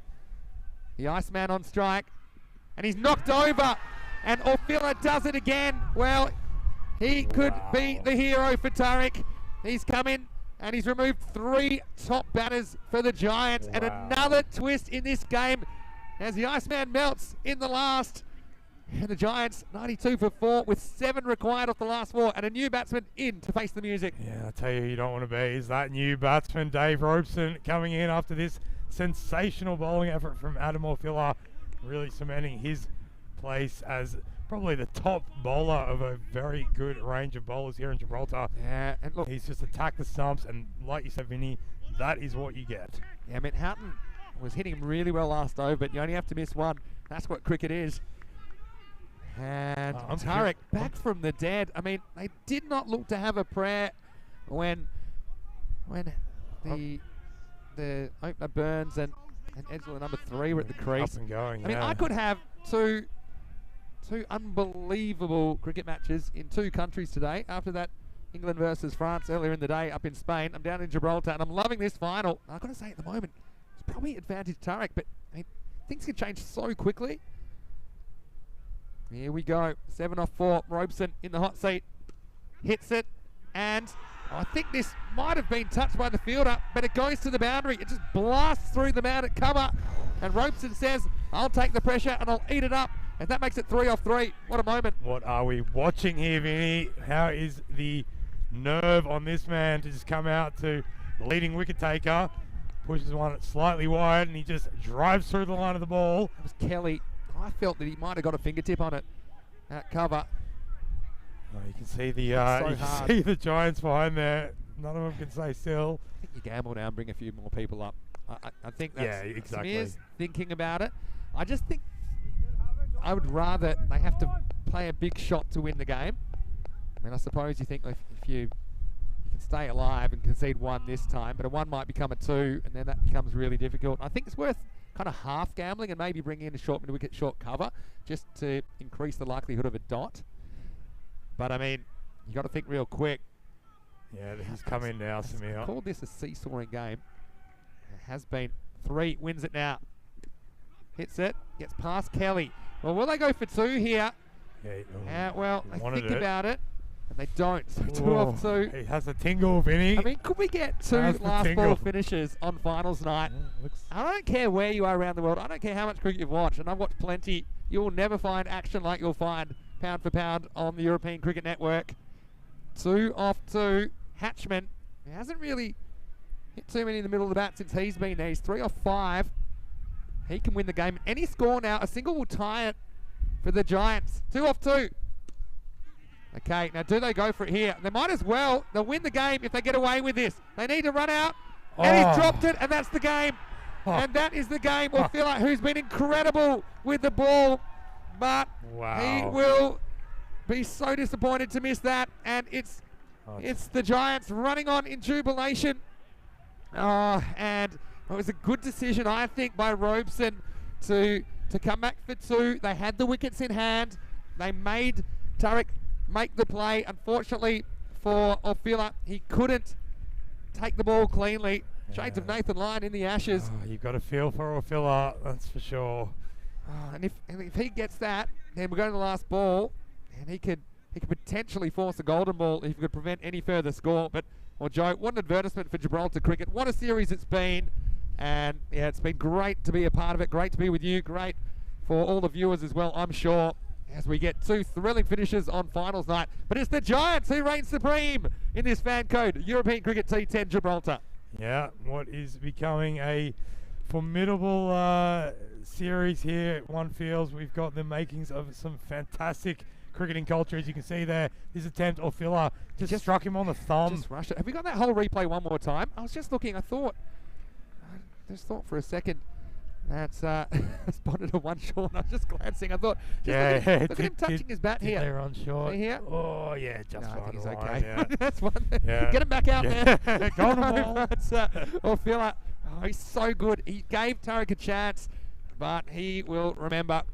that last ball, I'm sure, more than the 3 wickets. But let's go to the highlights. And well, we thought this is the kind of score that might force a close finish, and we weren't disappointed here in the final. Yeah, 100%. It was Michael Kelly at the start of the innings who was doing the work for Tariq. He got 2 past the bat with the very first 2 balls, and he was looking very, very threatening. This edge just falling out of reach of Avinash Pai behind the stumps.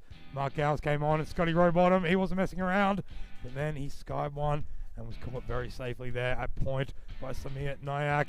So Gowes picking up his first wicket. But then Edgella, well, he was out there with Lorne Burns, and while they were there, it looked like a fait accompli. And Edgella making his way towards a very well constructed 48 off 23 balls with good support by Lorne Burns at the other end. Some huge hits, as you might be able to hear the Calpe Giants singing their theme song in the background. They are the victors of the very first FanCode ECS in Gibraltar, and a lot to do with the work of this man, their captain, Paul Edgella. That was probably the biggest shot that we've seen in this whole series as it rocketed into the scaffolding, holding up our cameras there. And Samir Nayak, despite his best efforts, just could not quite push them past the bat as much as he would have liked. Adam Orfila came on, and he started looking pretty dangerous from the get-go. He got this first wicket, and that was Paul Edgella finally falling for 48, as I mentioned. And then Sammy Houghton came in, Lorne Burns, he would also go eventually, where Adam Orfila got him. And then just to make sure of it, we'll show a replay. That was just some good type bowling, attacking the stumps, and they thought they were in with a real chance there, and they certainly were, especially while Orfila continued to go about his work. Picked up another one then, and that was Sam Houghton, who, the Iceman, Vinny's been calling him. Well, unfortunately on that stage, the ice started to crack because Orfila just stuck to a plan, attacking the stumps, a good line and length, and using that natural variation. But then, of course, Paddy Hatchman was out there along with Dave Robeson, and they were not going to give up without a fight. And at the very end, it came through to this: let's run a second and ensure that we are victors. And they would have been run out had it not been for the fact that Orfila just could not quite grasp onto the ball in time. It was a tough chance.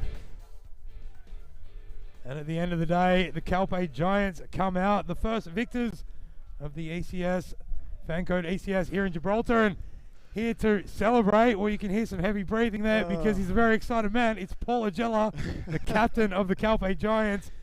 How are you feeling, Paul? Oh, look, I mean, the deep breath says a lot, but incredible, absolutely incredible. Look, for it to be that close, I'll tell you what, another golden ball would have been interesting. Well, we hadn't had one in any night series until this one. We had 2 in a row, and we've had 2 finals matches that have come down to the last over and almost the last ball. Yeah, wow. I mean, look, that game was pretty epic. I mean, look, we've come off there, you know, pretty happy, but knowing that that's a total which... look at how well they've done all week, you know. Look how well they've done all week. They've got the bowlers in order to restrict, but we just had to be patient, you know, try and work through it. We said be busy, try and rotate them, and if the ball's there, then just moose it, to be totally honest. And we certainly did that where we could. So, yeah, excited, up and about. One thing in particular I just want to say about our lads is that, you know, I mean, one thing this tournament has done is brought a lot of players back in, you know, haven't played for a long, long time. You know, we've got a lot of guys in that squad and you know, we've gelled so well in this week. You know, seeing them all down there now with the speaker on, celebrating. Look, it's been amazing. You know, I can't thank those lads enough for their efforts, their time all this week, their cooperation as well. It's so hard as a captain having to let some people down, saying they're not going to play on finals night as well. But they've been absolutely superb. Every single player in the squad is here tonight. So, yeah, it's been incredible. Absolutely wonderful stuff. Thank you very much for letting us in on that. Now, you faced Tariq at the very beginning of this series on night 1, and they managed to take the honours on that occasion. What did you do, or what did you learn from that occasion? How did you build into this series towards this final? I'll be honest with you, probably first night nerves a little bit as well, not knowing really what to expect. You know, more so probably about our own team, let alone theirs. And then, you know, from that night we had a clearer picture because everyone played on the first night for Alice. So we knew what we could do, what skills they had, you know, where they could benefit the team, obviously moving forwards. And then just sort of, as I say, really just gelled. You know, we've spent a bit of time to get outside of, obviously on the pitch, you know, being out and about, whatever, meals. And I think that has a bit of team spirit. It sounds so cliche, but it's helped, and we knew the roles in which we could do, but also, you know, I tried to put a bit of onus on them in sort of various stages, challenge them a little bit and see who came out with it, and look, it's been brilliant, absolutely brilliant. Yeah, there's a couple for me that in your team, I think have really come in leaps and bounds as the tournament's gone on. Zach Simpson being one of them. Can you say anything about him? Don't worry, he'll tell you all about it later as well. Look, Zach is he's a character. He's definitely a character. Let's put it that way. But I think for him, I mean, I've known Zach quite a while now, and it's just more about a confidence to being able to come down here and play. And he's just one of those bowlers that just entices you to do something. And, you know, what we try to say as a group, we know that the batters are going to come. He will get hit for sixes, but just keep going. And he's taken wickets regularly, and he's just grown in confidence. And he's up and about. He's loving it. He's like, I'm back into cricket. You know, this is going to happen. And it's brilliant. He's been superb. And absolutely fantastic. And, of course, you've got to give a shout-out to Lorne Burns. You put on a very good partnership together out there today after a 9-hour bus trip from Portugal, 3 countries. And he's come out and helped his team along to a title victory.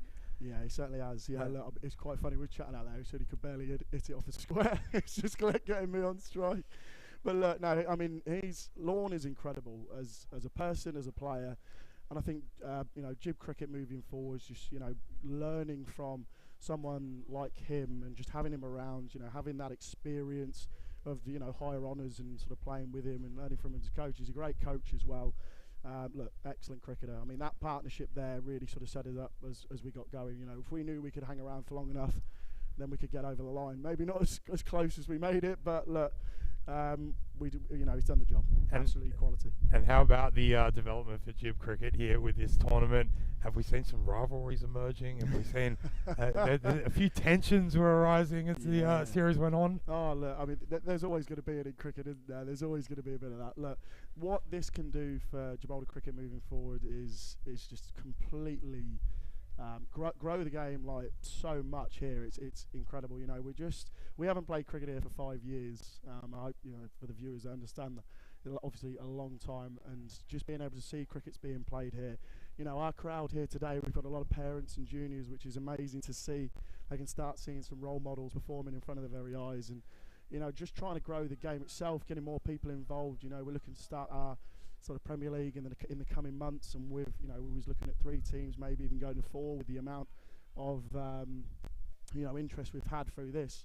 Just put it into perspective for this tournament. You know, we started off with about 80 people looking to get involved, and then it's just grown from there. So many players and people want to get involved with this tournament, and God, it's been a great success, hasn't it? It's been amazing. So for us moving forward, just keep going.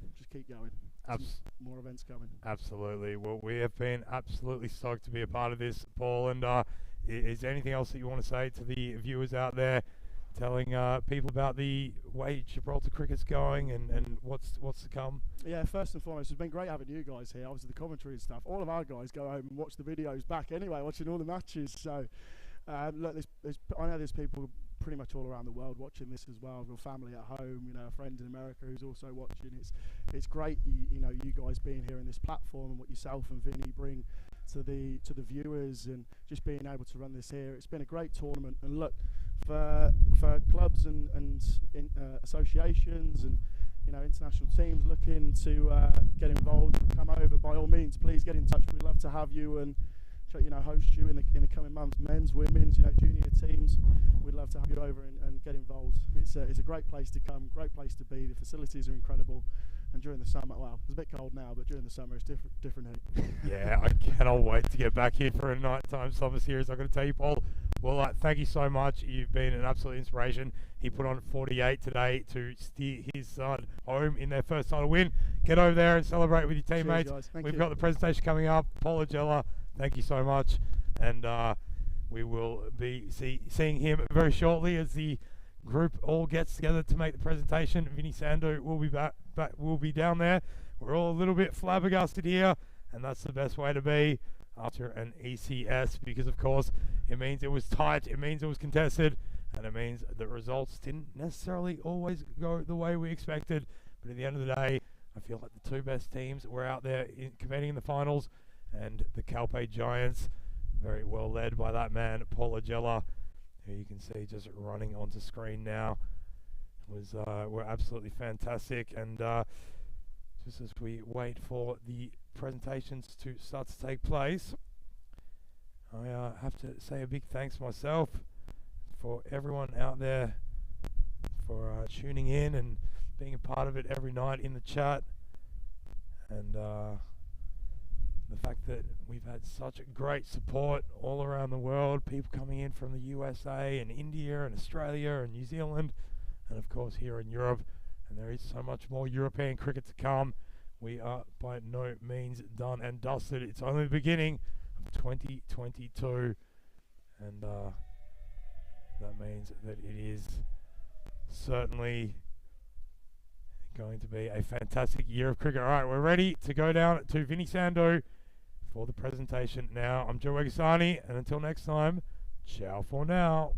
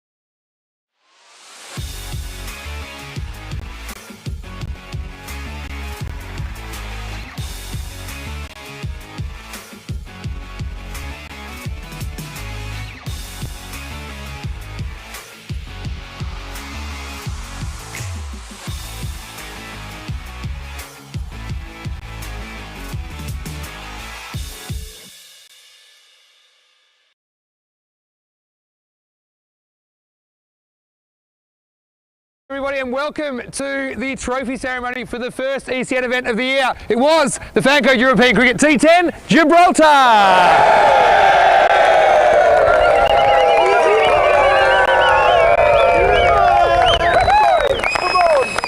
Well, look, Gibraltar is a beautiful part of the world, and it's unlike anywhere I've ever been. I tell you what, some of the cricket I've seen, and I've seen plenty over the last couple of years on the ECN, where it really this was something different. There were so many close finishes. We saw 5 teams we hadn't seen on ECN before. We saw really competitive cricket, I think, and also what we saw was a sense of spirit and mateship amongst the players within teams, but also, you know, across teams, that shows that the cricket community, I think you're just really happy to be back playing cricket here. And this facility, I just think it's been absolutely amazing. So firstly, I just want to give some thanks to the Europa Sports Complex for their work in this magnificent complex, and everyone that helped us with the food and with all the organisation of this tournament and this wonderful facility. Thank you very much.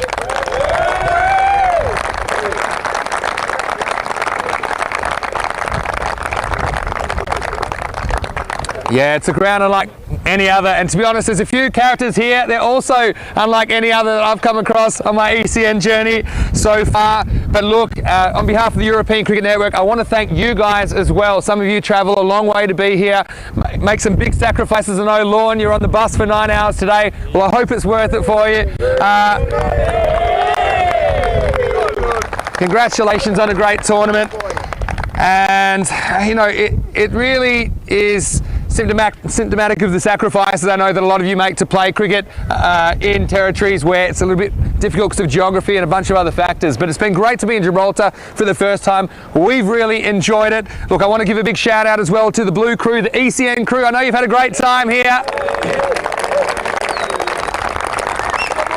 Yeah, I want to give big thanks to Maxi, as well as Steph, Mark Simpson-Parker, Quinton Norris, Mars Biaggi, Andy House, and look, I know that you guys, your passports are pretty much full now after going back and forth every day, but I want to say a big thank you to you guys. I've really enjoyed working with you.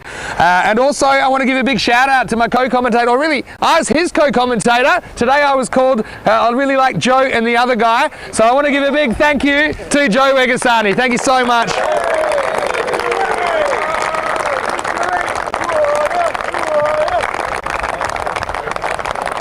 He's a great guy and he brings a lot to European cricket. Well, look, European Cricket Network, well, you know, cricket, we're all about partnerships, and partnerships, they're important on the field, they're really important off the field as well. So we want to thank the Federation as well for their help in bringing the ECN to Gibraltar, to everyone and the Sports Minister here today who will help to help present the trophies and the medals to those that finished in the top 3.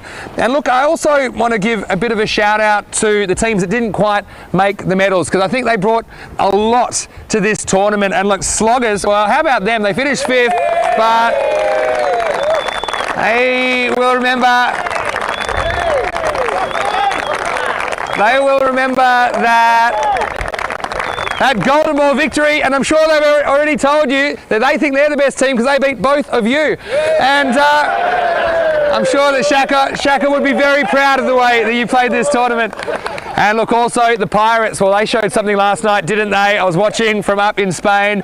They had to win both games, and they did. Unfortunately, they fell short on a last ball thriller in the 3rd, 4th playoff to finish 4th. But now I'm going to get to the trophies. But just before I do want to mention a couple of our sponsors, and they do make this happen, to FanCode, of course, for their support of the European Cricket T10. And of course, we've had some other sponsors coming on recently, Keeper Inu, as well as Bet to Ball. And look, it's really important, of course. That's what we need to keep this engine running, and so we do really appreciate their support. But I want to move into the trophies.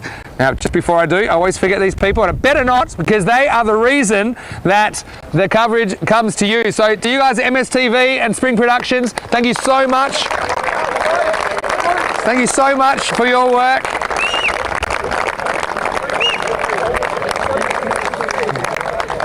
And to think, I bet you never thought that you'd be plying your trade out here with your mates, and literally millions of people around the world are watching this, and these highlights, you can keep them for life. So I know you've had your ups and you've had your downs in the tournament, but I think in a couple of weeks, when you really stop and think about it, whether you won or whether you lost, you will realise that you have these highlights for life. So thanks again to the TV crew. Thanks, guys.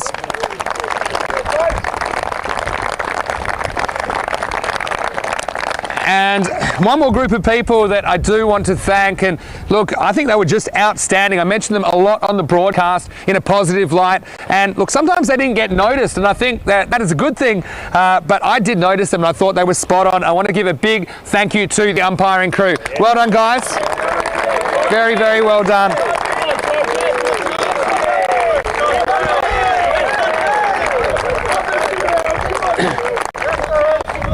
and also Stefan for mentoring them. Thank you, Stefan. And tough but fair.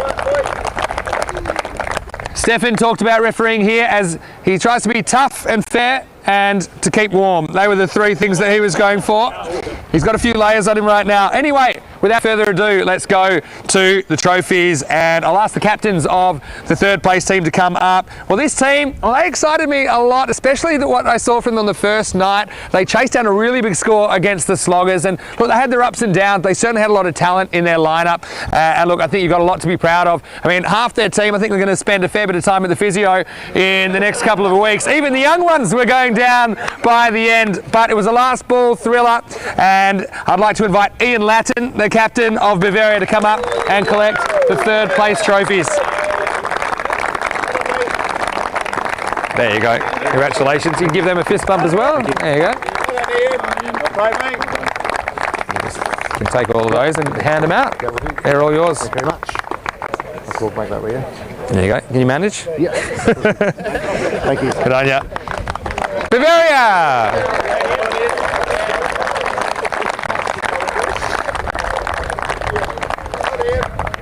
Well, of course, no one likes coming second in these things, and this is a team which from the first night they really made a statement. There was a lot of chat about the Giants, but I remember I was here on the first night and I saw a fair few familiar faces. I knew this team's going to be competitive. It's a really nice blend of kind of experience and youth in your side, and I like to see how that was playing out. You're led by a really good captain, just a good cricketer, knows his game. The captaincy was excellent, and a good mixture of pace and spin, just a really well-balanced unit.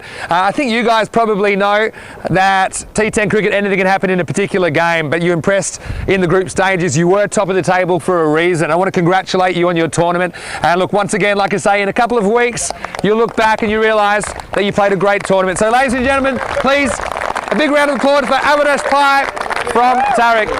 Thank you. Congratulations, mate. Congratulations. Thank you there. There you go. And then these are yours here. Yeah, okay. Next time. There you go. Feel, don't.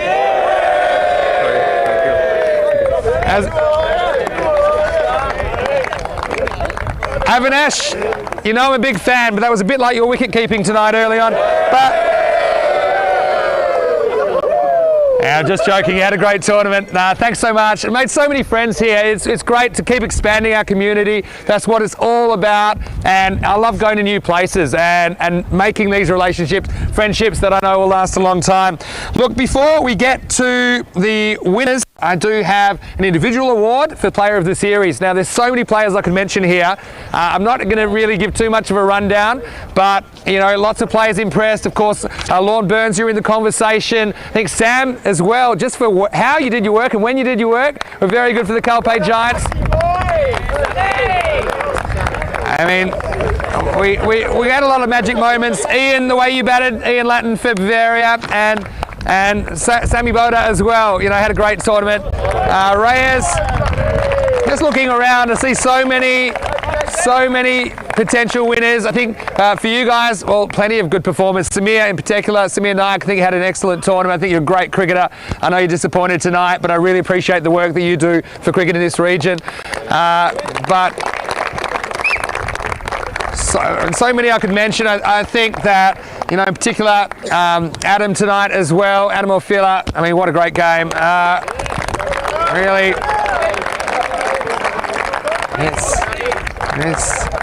it's a roller coaster, isn't it? Anyway, so, look, we did have to decide on a player of the tournament, and we settled on someone. We just thought, well, when he performed, really made a big difference in why this trophy is going to his team, and we decided to give it to the captain of Calpay Giants, Paul Edgelar.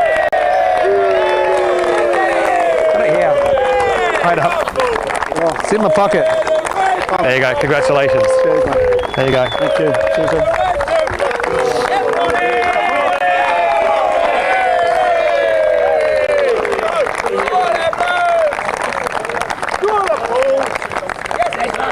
Yeah, congratulations, Paul. And I know I've heard from so many people about how much you do for cricket in this region and all the work you put in, particularly with younger people. So I think you're a really fitting person to have that award. So once again, congratulations.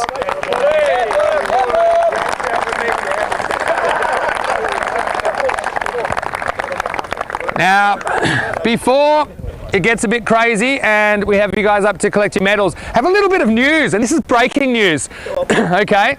Now, don't want to get you too excited, but there was a decision from ECN management that if, this hasn't happened yet, but if for whatever reason any one of the teams competing in this ECL right now is not able to travel for various reasons, the world is a crazy place. Now, just to be clear, that hasn't happened as yet. But if for whatever reason that any one of the 24 remaining teams can't make it, then we decided that the winner of the Gibraltar series would be entered in that competition. So I don't want to get your hopes up. I don't want to get your hopes up, but if that is the case, then Gibraltar will be in reserve as a substitute team. So that's a potential thing that might happen, but don't think negative thoughts about anyone. And now I want to get to the winners, and what can you say about them? I saw their squad and I thought these guys have a lot of talent when I saw some of their players, and I saw a lot of them for Costa del Sol last year in the Spanish Championship week. I know you lost both 2 matches, and that probably woke you up a little bit, but I really like the way, of course, you rotated your squad. I think you used something like 20 players on that first night. I think you were very keen to share it around and give opportunity to the younger players when some of those more experienced players weren't able to play. So yeah, no, I remember Harry Scott having a really good game against Bavaria, and it's great to see. It's great to see you guys really approach this in the right spirit and show that you can have success, but then also make sure that you're upskilling everyone in your team. So I think that deserves a lot of congratulations. Now I'd like to invite you to come up. Just that final, I've got to talk about just quickly. I mean, what a dramatic final. Again, went to the very last over, second last ball, almost the last ball finish. It showed you the twist and turn in T10. It's like nothing else, and trust me, I've had a big day because we've had some crazy cricket. Anyway, I'd like to invite now the champions of this FanCode European Cricket T10, Carpe Giants, to receive your medals. So now you can give it individually. There you go. And you can just stand on the back, Harry. This way? Yeah, that's it. Good on you, mate. You just stand at the back behind the table. Good on you, mate. Well done, Zach. Thank you. Thank you very much. Thank you, mate. Thank you, mate. No, cheers. Cheers, mate. Well done, mate. Great job. Congratulations, son. Congrats. Cheers. Congratulations. Cheers, guys. Well done, mate. Yeah, Marcos, good effort, buddy. Practice. Yeah, that's fine, man. No worries. Thank you very much. Thank you. You got something? I am, yeah. I am. Right, Okay, just 1 second. You go behind the table for a second. Oh, now's the big moment. I would like to, everyone in here, I'd like to now invite the trophy to be handed to Paul Angela and your champions, the Carpe Giants, your champions of Gibraltar.